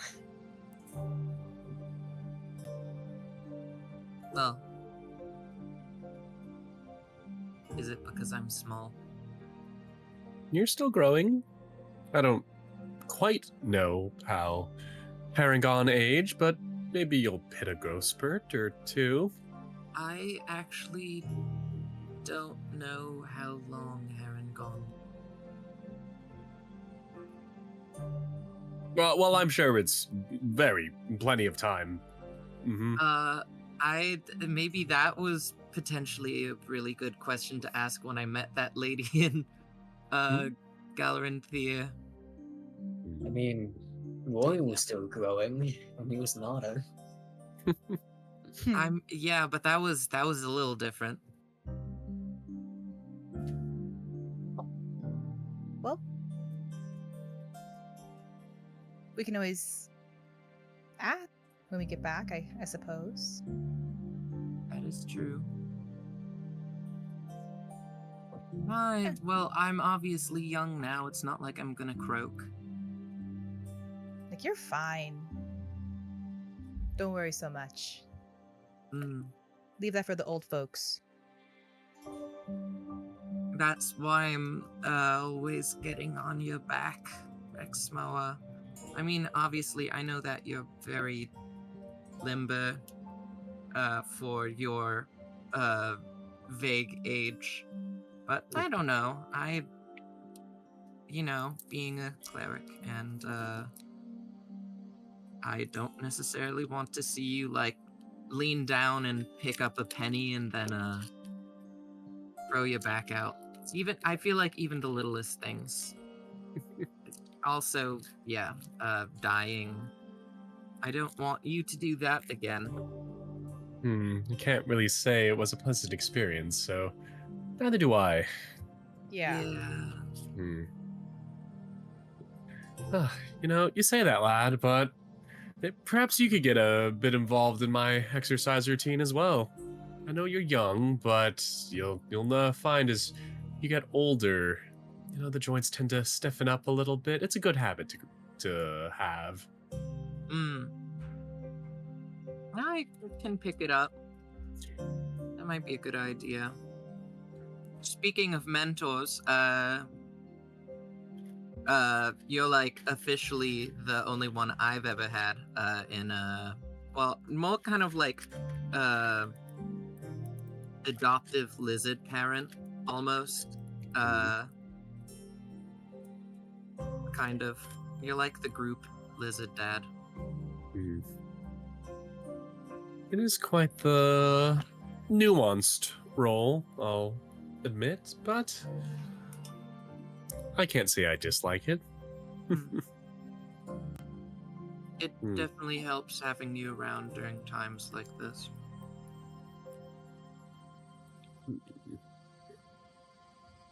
Your wisdom is greatly appreciated. Taurin kind of added in there. Right. Thank you as well, Rexmoa, for that night we spent together. Oh my god, I could have worded that differently. Nope. It's been said. No, not 2 cases in a row. Oh boy. Totally didn't say that on purpose. Yeah. I Not believe that- you. Not that Ambrose would actually know what that means. He's never had a Yeah. relationship. Mm. You helped me realize a couple of things that I didn't think of. Hmm. Not that I liked how you phrase some things. Well, you'll have to excuse my curtness. I'm used to traveling with people closer to my age. And Mm. I'm just glad you all enjoy my company. I was young once as well, believe it or not. And, well, you don't always know what you're doing. And even as you get older, you don't always know what you're doing. So I'll be happy to... Yes. Act as a mentor, of sorts, perhaps.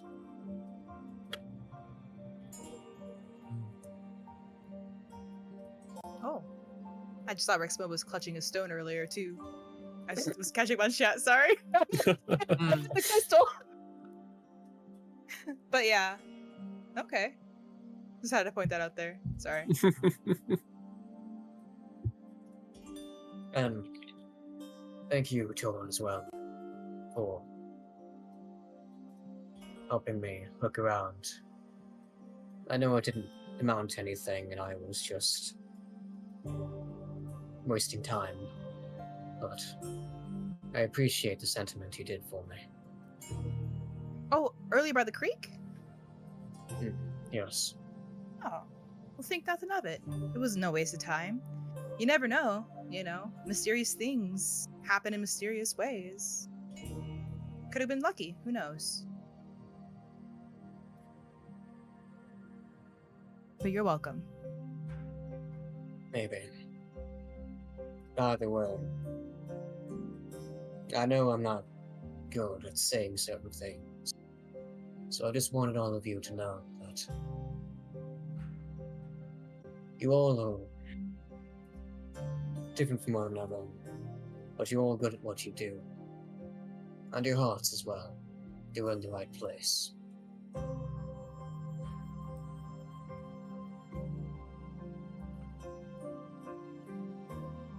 Thank you.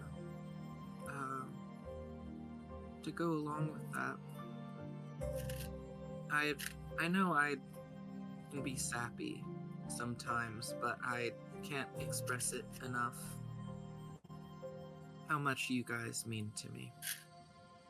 Like, I feel like before the Harvest Festival, before you guys got there, I was definitely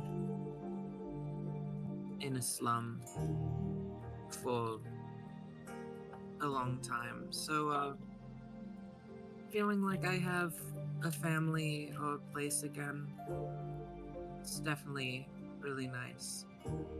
I mean, like, I got a goofy big sister, a stoic older brother, a goofier dad, and then I have a wolf that lives in the woods and a tiny sister in a jar. So, I mean, like, it's a pretty weird family dynamic, not gonna lie.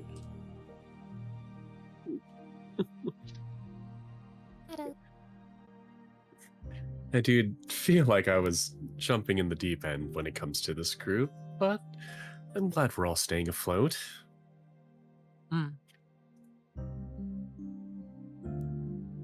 I guess, I know we might not have thought about this as much, but after everything that happens, potentially, if we deal with the Cult of Fire, I would hope that I would be able to stay with you guys. Or, I don't know if you guys would have different things going on, like, places to go, obviously, but, yeah.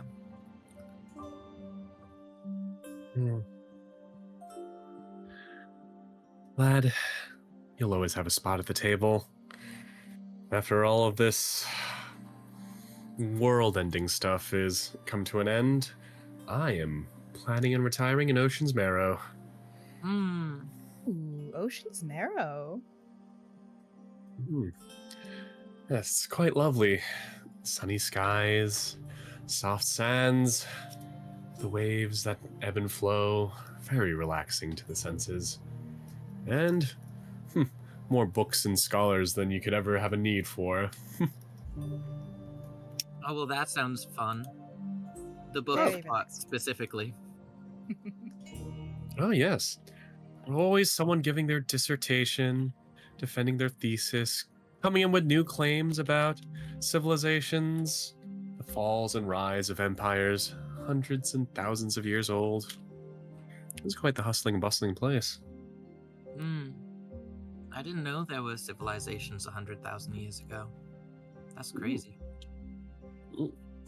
Yes, and we're learning a bit more and more over the years. Well, seems like what's going on today would be in the history books in the future. Because no matter what, we're going to stop the Cult of Fire. It's not just a hope, we will. Be in history books to come. How exciting. Yeah, it definitely seems as much as there's mysterious entity at the backs of the Cult of Fire, I feel like there's something backing us as well. So, I could see you right on that.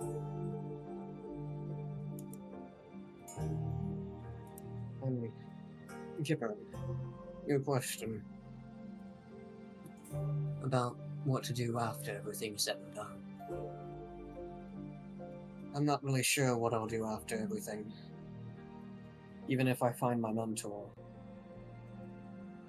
I won't be able to spend much time with him. I'll have to leave. I'll have to do something. Well, however long it takes, I'll always be relatively easy to find. I mean, I just acquired the ability for sending, so you might be like halfway across the world and you can't get away from me. Really, what I want to do, after all things are said and over with, is undo my childhood. Make things right for the next generations. Make an orphanage that actually cares about the kids. One that will not only protect them, but teach them. Help them study who they want to be. Whether it be the arcane, history, or even just how to do basic budgets. But I have to learn all that first. Which is why I'm still trying to learn as much as I can. Not to mention the money issue. Don't exactly have enough to open an orphanage.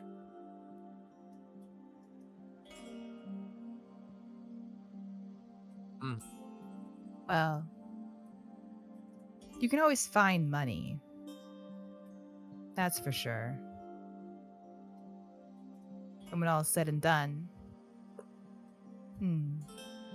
I can ask a couple friends. We can maybe get a loan or two. I don't know. Help you out a little bit with that. Well, whatever works, I suppose. It's for a good cause.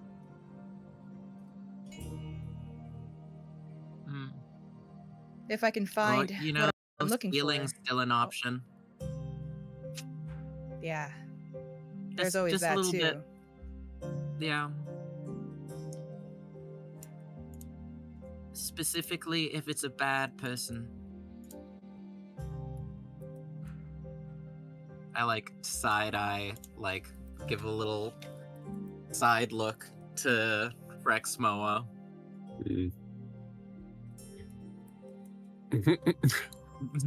trying to figure out how to. He does like he does like this face. What do you mean all you do is look up and we can see that? True.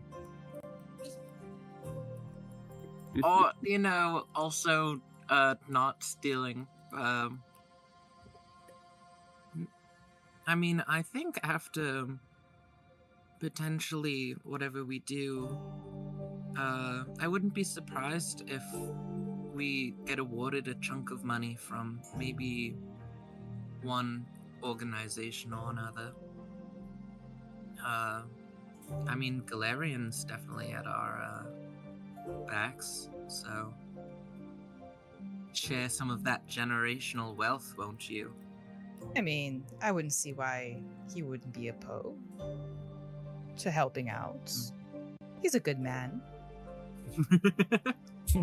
You would say that. I did? It's been said. Oh no.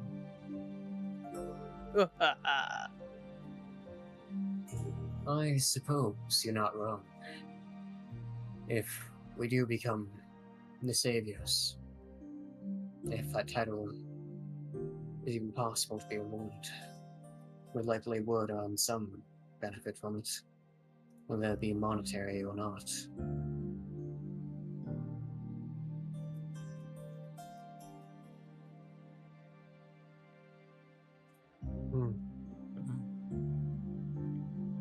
I want nothing more than to simply return home. I have no use for piles of gold and baubles, but if it can help you all out, perhaps you could have my share.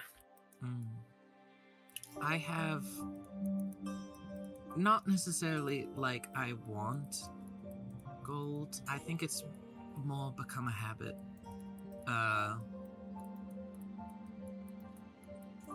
I've recently, I think since becoming an adventurer with you guys, I've not been wanting for gold as much. Like, it almost a surprising amount, definitely more than I ever made just as a cleric and misspell.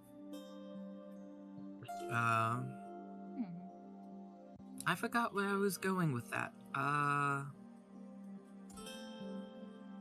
Yeah, but I think recently I found a spell that specifically uses up a lot of gold, so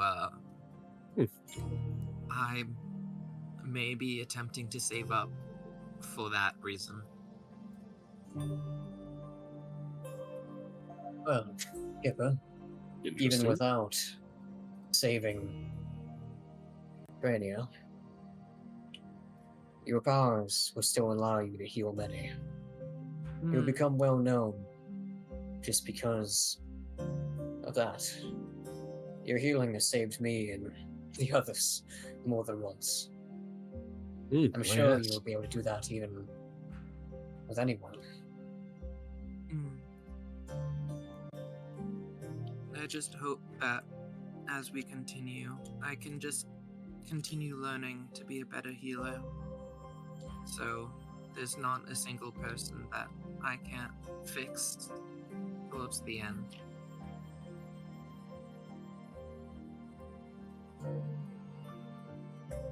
I think we're all done with losing people, so. Agreed.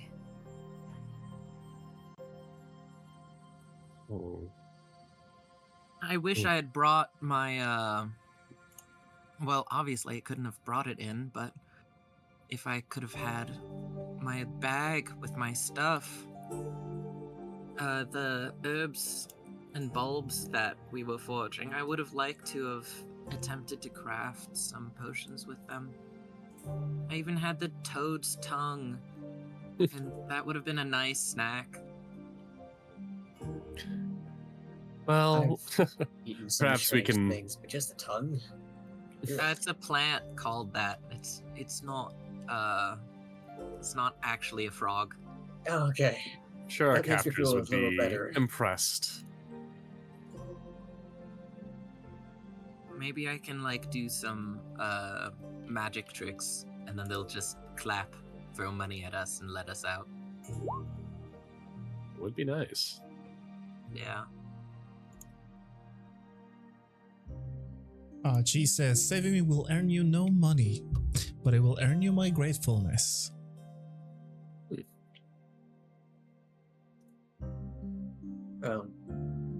Said it before. We're not done with you until all 4 of those strings are gone.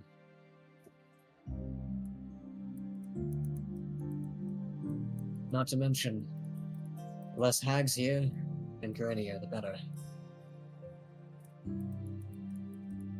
It benefits everyone.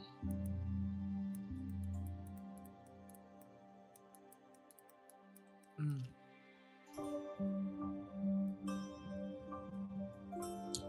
I do appreciate that, she replies.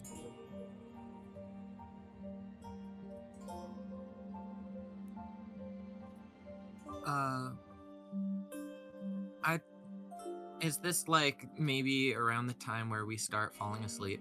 I was about to say, yeah, if you guys can spend the time just doing whatever you want and talking, as you guys have been doing, and eventually you start feeling tired. As I said, you don't really know when nighttime is because you guys are inside a mountain, so you don't really have a lot of ways to tell. But eventually you will start feeling tired. So, you know. Start yachting. Exactly. So eventually you guys would decide to sleep. And if you guys are sleeping on the beds right there, I want you all to just roll me a d20. Oh no. Just a straight d20. Interesting. no. Okay. Okay. I don't like where this is going. Okay. Gotta roll with it. What you got in store for us, sir? You will know soon enough. Oh, okay. Back Okay. pain? Okay. D20. D20. Yeah, Oh no. Just a straight Not up that. d20. D20, these nuts. Oh Okay. no. Why is 9 the number?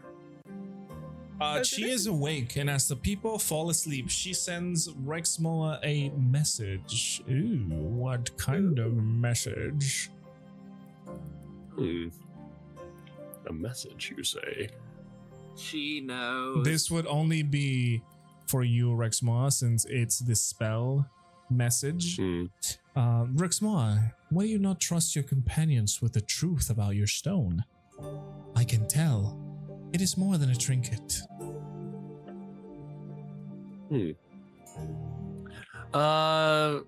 Would Kipper still be awake at this time? No one else can hear you respond to this. Oh, Yeah, okay. no, you can reply That's how the anytime. spell works. Okay, so in the context, am I just thinking about the response to this? It's kind of like telepathy, but you still have to whisper. It's just that only the caster can hear it. Okay. And it can only be 25 words or less for some reason. Oh, okay. Interesting. All right, let me count. Yeah. Well, That was she- important to mention. She could technically just keep on messaging you. I mean, yeah, if you do more than 25, the message just cuts. Oh, all right. Well, That's funny. all right. Conciseness, which is Rexmoa's specialty, but he'll try. It's just River's blessings 12 times. All right. I'm just gonna do this off the cuff. I'm gonna count my words. There's, am I allowed to use contractions? Yeah, totally. Okay. There's a time and place for everything, and I just don't think it's time yet.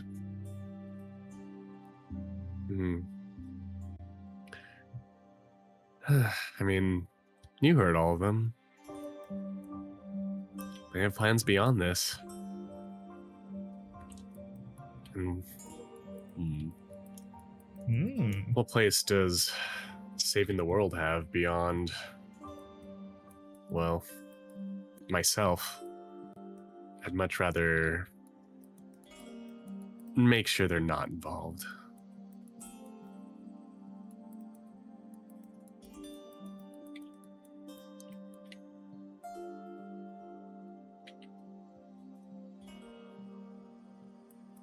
Interesting.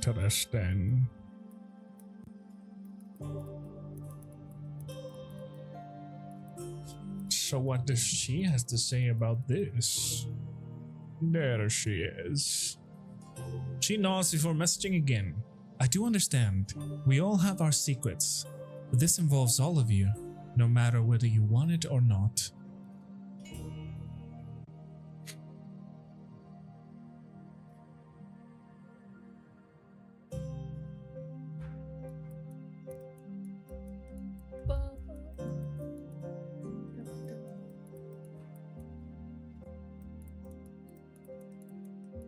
So, I'm waiting to see if Greenie's gonna add anything, because I do see them typing. yeah. I'm just thinking about the roles that you guys got. Interesting.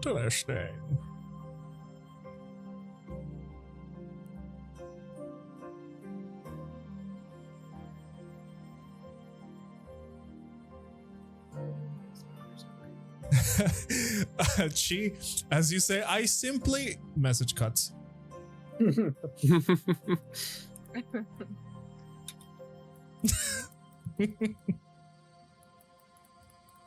on, I'll be right back. I gotta let the old dog outside. That's all good. She's reloading her DM. That's good. Immersion. Cheater dogs.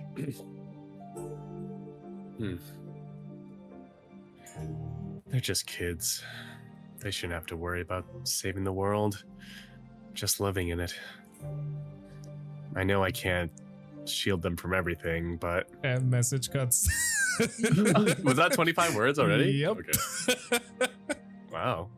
Good job counting.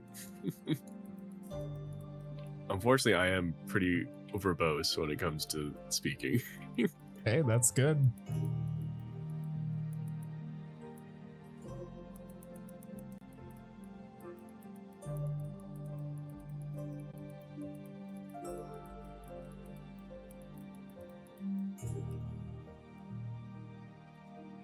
She messages the guy, and sometimes there are things we cannot shield from others. From others from? Yes, others from. Sorry.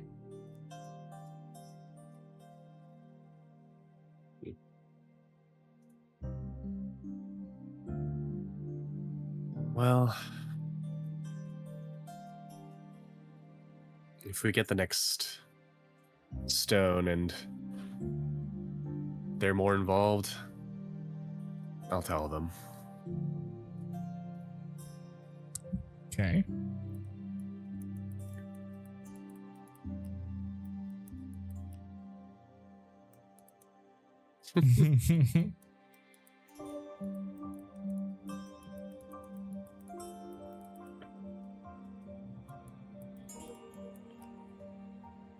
She simply nods before smiling. Good night, friend. Good night, Chief. And Rexmoa tries to close his eyes and block out all the errant thoughts going through his brain. Yes. And as you guys go to sleep, you guys would take the effects of a long rest.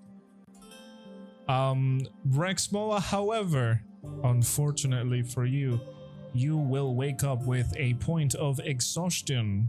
The bed was definitely not gentle with you at night. And your frail body is feeling it now. My frail What lizard did that body. bed do to you? Beat him up. I think I didn't sleep right. For those My who don't back know, hurts. I did the calisthenics too. Damn.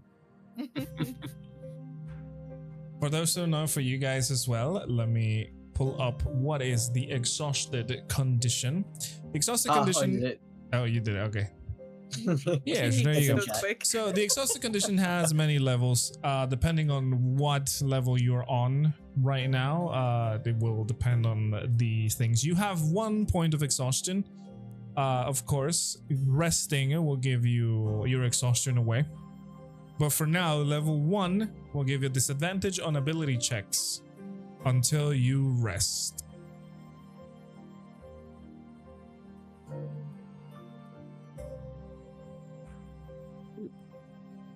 Okay. Unfortunate. But sometimes And, that's how it is when you get older. I will say it is not a short rest, it's gotta be a long rest.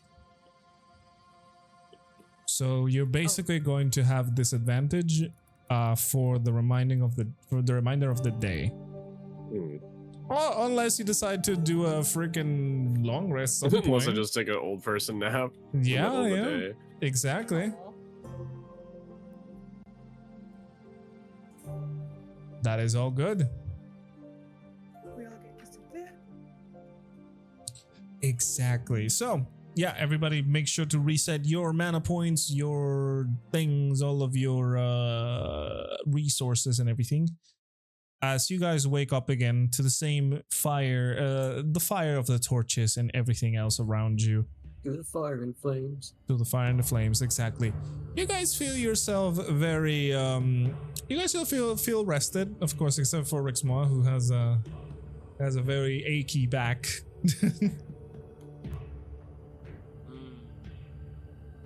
But you guys are fine. Soon Is that after, something Kipper can cure? yes, there are a few spells that can something actually cure cure. exhaustion. I think Greater Restoration is the lowest tier spell that can fix that, though. Oh, so lesser restoration can't fix No. being I tired? don't think so. I don't Wow. It'll think tell so. you there what it does on your spell list there, Kip. Oh, Let Yeah, me see. Greater I mean, Restoration yeah. specifies caution. honestly, so I don't Kip, think it's Lesser both the Restoration. same. Yeah. It'll tell you in your Yep. little notifications what, Yep. what Yep. spell, what it, Yeah, Lesser Restoration can only be blinded, deafened, paralyzed, or poisoned. So it has to be Greater Restoration. And it Which is is a 5th level spell. so you are Honestly, not gonna get real. any Sleep time for- sleep is important. True, it is. But yeah, you guys are able to wake up, chilling. Obviously, Rexmoa, you're gonna have some, some problems getting up. You'll be like, oh god, my back, or whatever you feel like is sore or aching. Only his toes for some reason. Yeah, maybe, I don't know, but at this point, as I said, Charlie You- horse. you have 1 level of exhaustion. Make sure to note that down, because for the reminder of, until you get another long rest, you will have disadvantage in your ability checks. This does not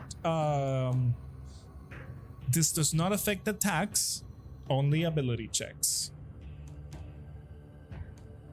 So, time to be careful. Okay. I'm a grumpy lizard. Yes, pretty much so. And yeah, you guys wake up. You see one of the guards is just handing out food around. You just hear the thumping of, foot, the walking, until the guard comes by and just tosses a couple of plates of just random slop. oh, Undescribed, bread. undescribed slop, gruel. my favorite. So good. It's just a plate with the slop. That's about it. I seem Kipper sniffs it. completely unbothered by this. I take it and immediately start eating. Kipper's Nice. gonna poke it a few times with the spoon that hopefully he got. with There is the- no spoon, brother. He's gonna poke it with his tongue. It tastes like nothing. Yeah. It's almost kind of worse in a way. It's like oatmeal. No, come on. Come tastes on. good, Come though. on. Come on. Yeah, Rexmoa, like sniffs it, and upon sensing that it's like it's not like expired or whatever, he'll just start drinking it out of the bowl. It's definitely edible. It's just Yeah. a nondescript gray substance. It's just pure nutrients, nothing else. Exactly. It's just pure Kipper nutrients. was starting to be spoiled with all the good meals we were having. Exactly. And then Ambrose reveals that this is the food he ate nearly every day when he was young. Yeah. Down the hatch, Taurin would say, and she'll try to chug it, just drink it fast without even thinking about the taste. Okay, is it just me though, or is oatmeal not kind of amazing though? I kind of don't like oatmeal very much. I hate I know, oatmeal. I love oatmeal. Really? What the fuck? I can't. No, you want to know It's- something? Everybody says, true. "Oh, oatmeal, it's gonna calm your stomach." It actually makes me queasy. Really? The texture of it makes me gag. Yeah, it's the texture. It's really the texture. I mean, I can see eat that. some. I can eat some. Don't get me wrong. Especially because some people do make it some people add some really nice flavors to it, right? Mm-hmm. Yeah. But Cinnamon and brown sugar. That's the Hell bonus. yeah. yeah, right there, I'll be able to eat some of that, but not a lot. Once I eat I don't know, maybe a quarter of a bowl, I will just start gagging from eating it. Yeah. You're just not a fan. There's also malto meal and stuff like that. That's I'm trying kind to of think. similar. I don't know if you guys ever had that. This what, What's it sorry? called?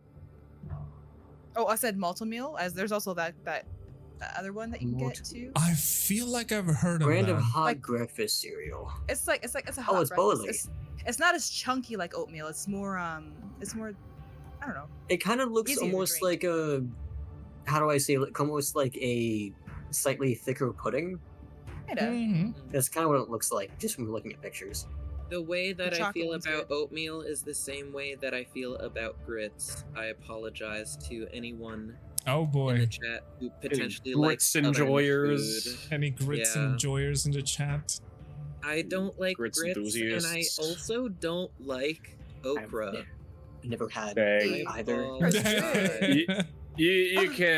You can't cross the border of Washington D.C. and go into the Yeah. South. Yeah, I will be stabbed, which is funny because that's something I got from my first time I had it. My grandmother, which okra is a big Jamaican thing as well. Mhm. She's like, "Hey, little Sonny boy," I almost called me by my actual name. Hey, real name. Yeah, she was like, "Hey, you have to try this, okay?" And I'm like, "Oh, okay," and I try it, and it's I think it's the mucilage, Yeah.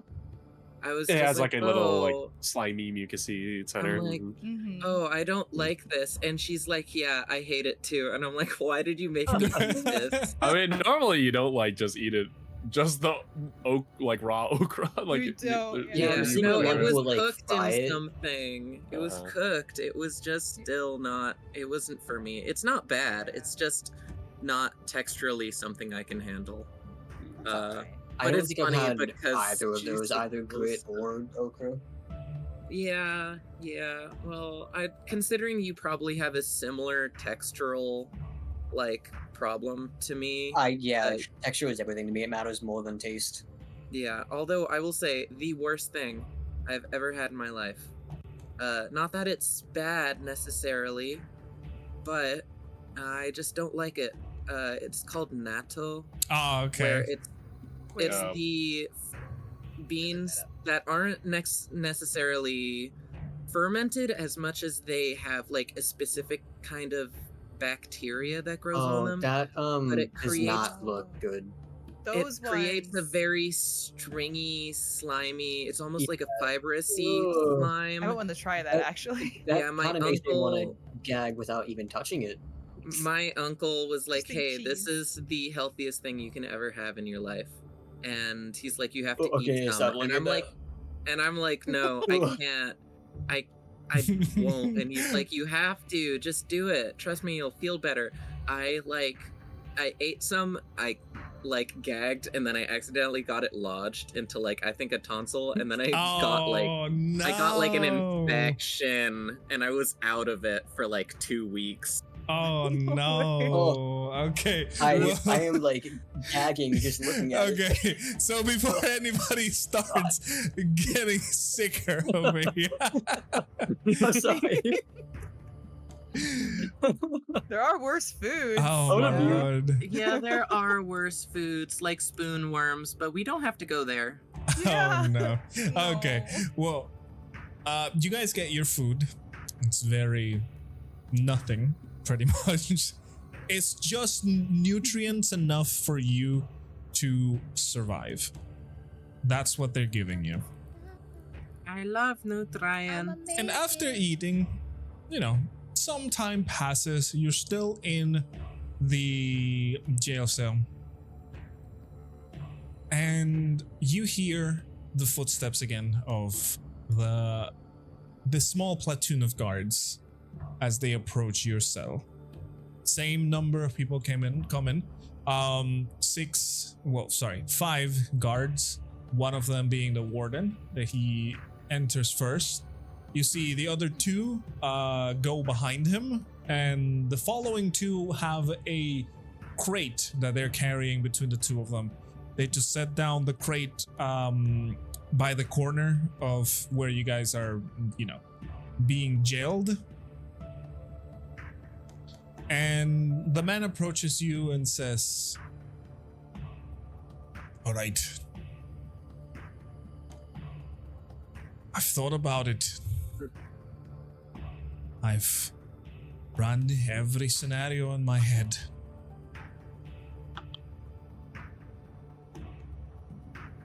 And I believe I can help you, but only if you help us."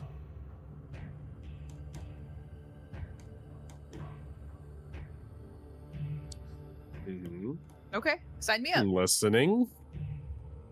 The man looks at the guards with the crate and just kind of move it closer, and he says, "Right now, we're going to set a deal with you.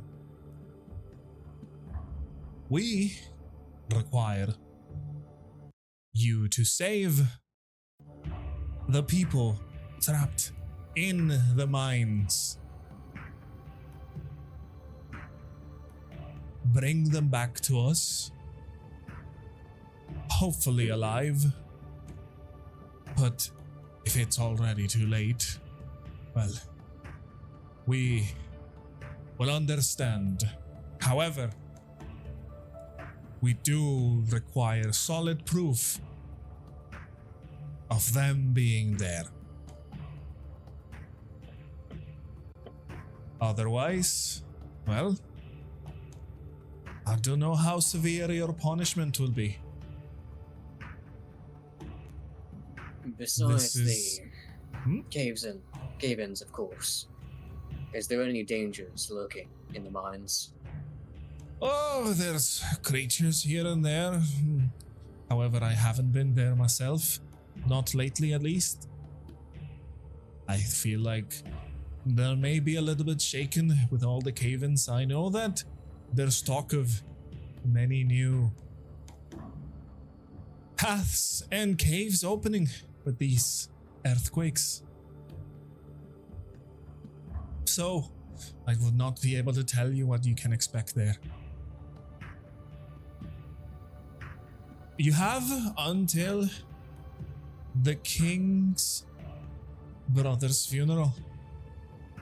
It will be held tomorrow. You will be released, but the guard will be aware of all of you. If any of you try to escape the city, you will be recaptured, and your sentence will be more severe. And if you fail to bring any proof of our brothers and sisters down at the mines, well, it's better for you to not return.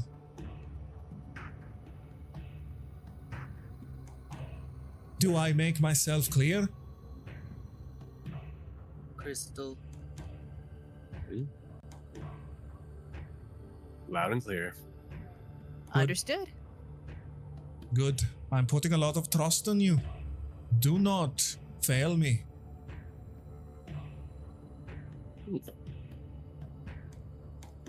Of course not. We will get those miners back, or at the very least determine their fates. Do we have a general idea of where they are? I mean, what happened? Cave in? My guards will escort you to the mines. Over there, you will be on your own. I cannot send more guards inside the mines. The forges are in dire need of people, and the mines are closed. That is why you will be able to explore without any issue. It is the only reason why I'm sending you. We'll be able to have our equipment. I have some stuff in there that might help with Do not Fleeing. worry. the caves in.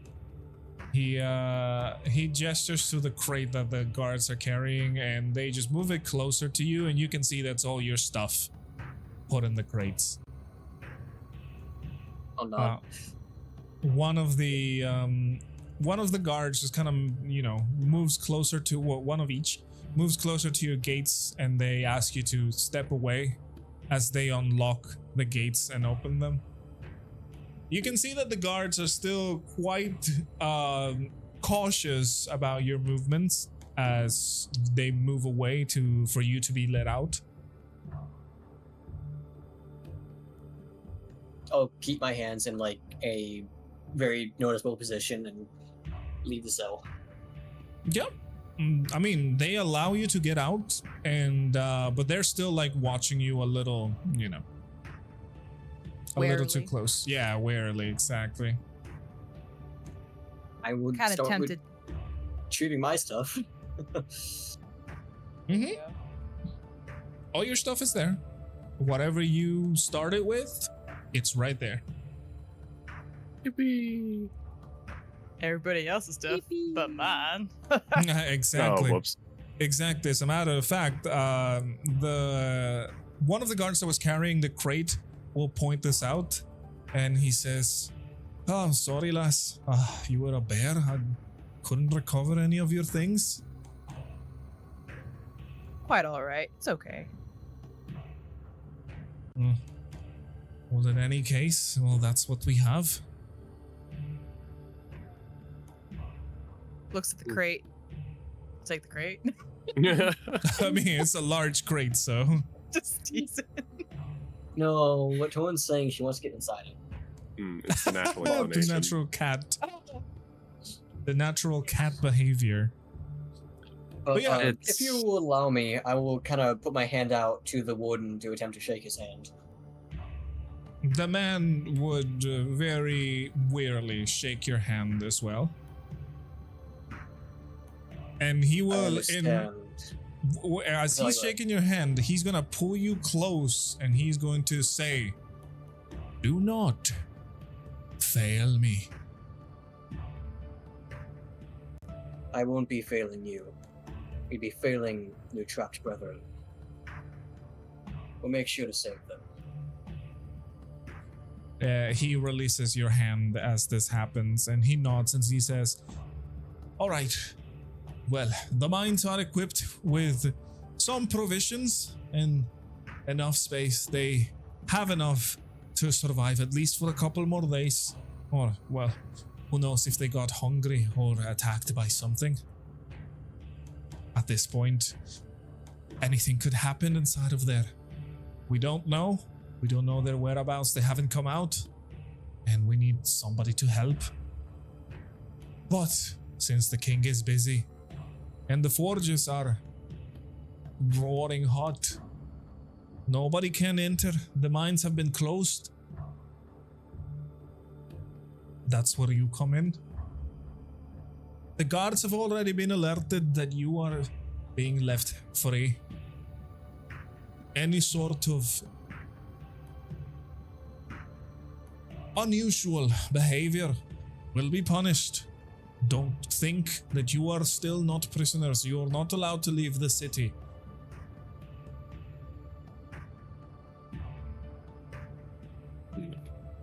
So it is in your best interest to get this done.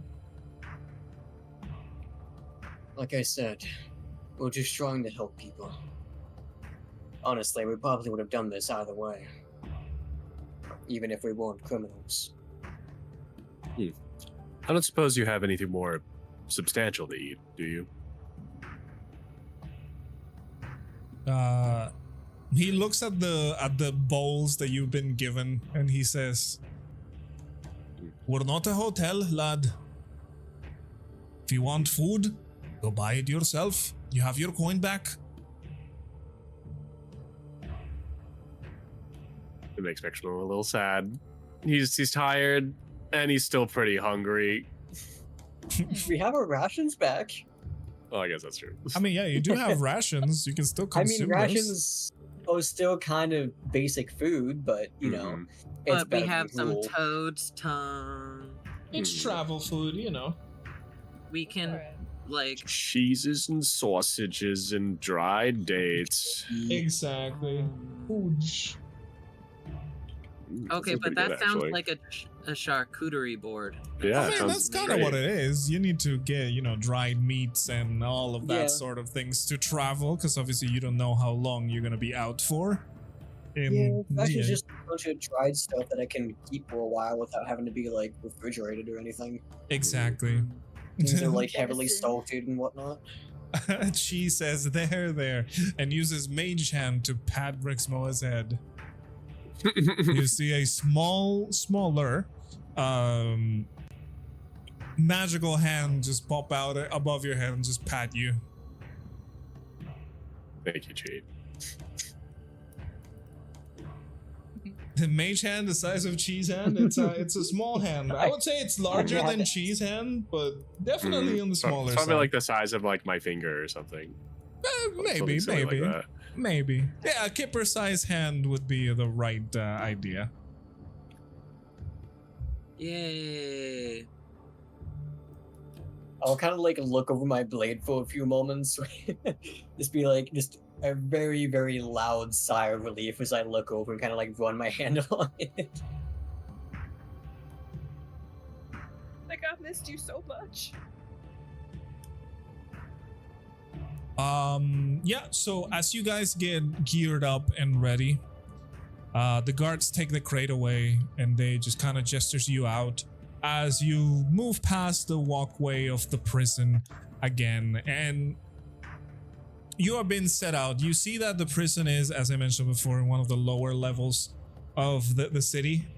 It's made out of multiple wings of prison cells and alleyways and stuff like that. Once you guys are being let out, you are left in the lower, level of the city. And the guards would, just leave you there, and the warden would speak to you again, and he would say, "Right, well, the entrance to the mine is on the lowest level of town. Now, I assume you will need to restock on any equipment, perhaps eat some food, like your lizard friend here says. You are free to roam around the town, but this needs to be done for tomorrow. So I suggest whatever shopping you need, whatever needs you need to satisfy, do it fast. There will be a platoon of guards waiting for you on the lowest level. You will be directed into the mines by them."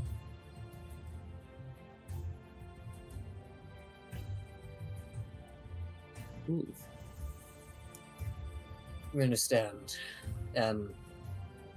I know it was a hard choice, but thank you for placing trust in us. Don't thank We me didn't yet. deserve it. Don't thank me yet. Just make sure to do it. Otherwise, well, you would want to never have been put in jail. And he just nods and heads back down into the the prison level again. And yeah, you guys are now in the one of the stairways leading up to a higher level of Galvathier. The dwarven city now has calmed down quite a bit from what you saw it at the first time. And you are now somewhat free to roam. Well, let's not waste any time. But I will say, just so we don't take too long, we're going to end the session there because pretty much about that time. So you guys can roam the city. Just when we and do the regained our things. sweet freedom. Correct. So, I as took up we- all the time causing us to have conversations. hey, That's right. We need to that's get fine. the backstories in. That's fine. I love it. Not I a love problem it. by me. Exactly. So, let's say goodbye to the people watching the VOD on YouTube. Goodbye. Goodbye, See Bot ya. Squad. I Have love yourselves a you. good one.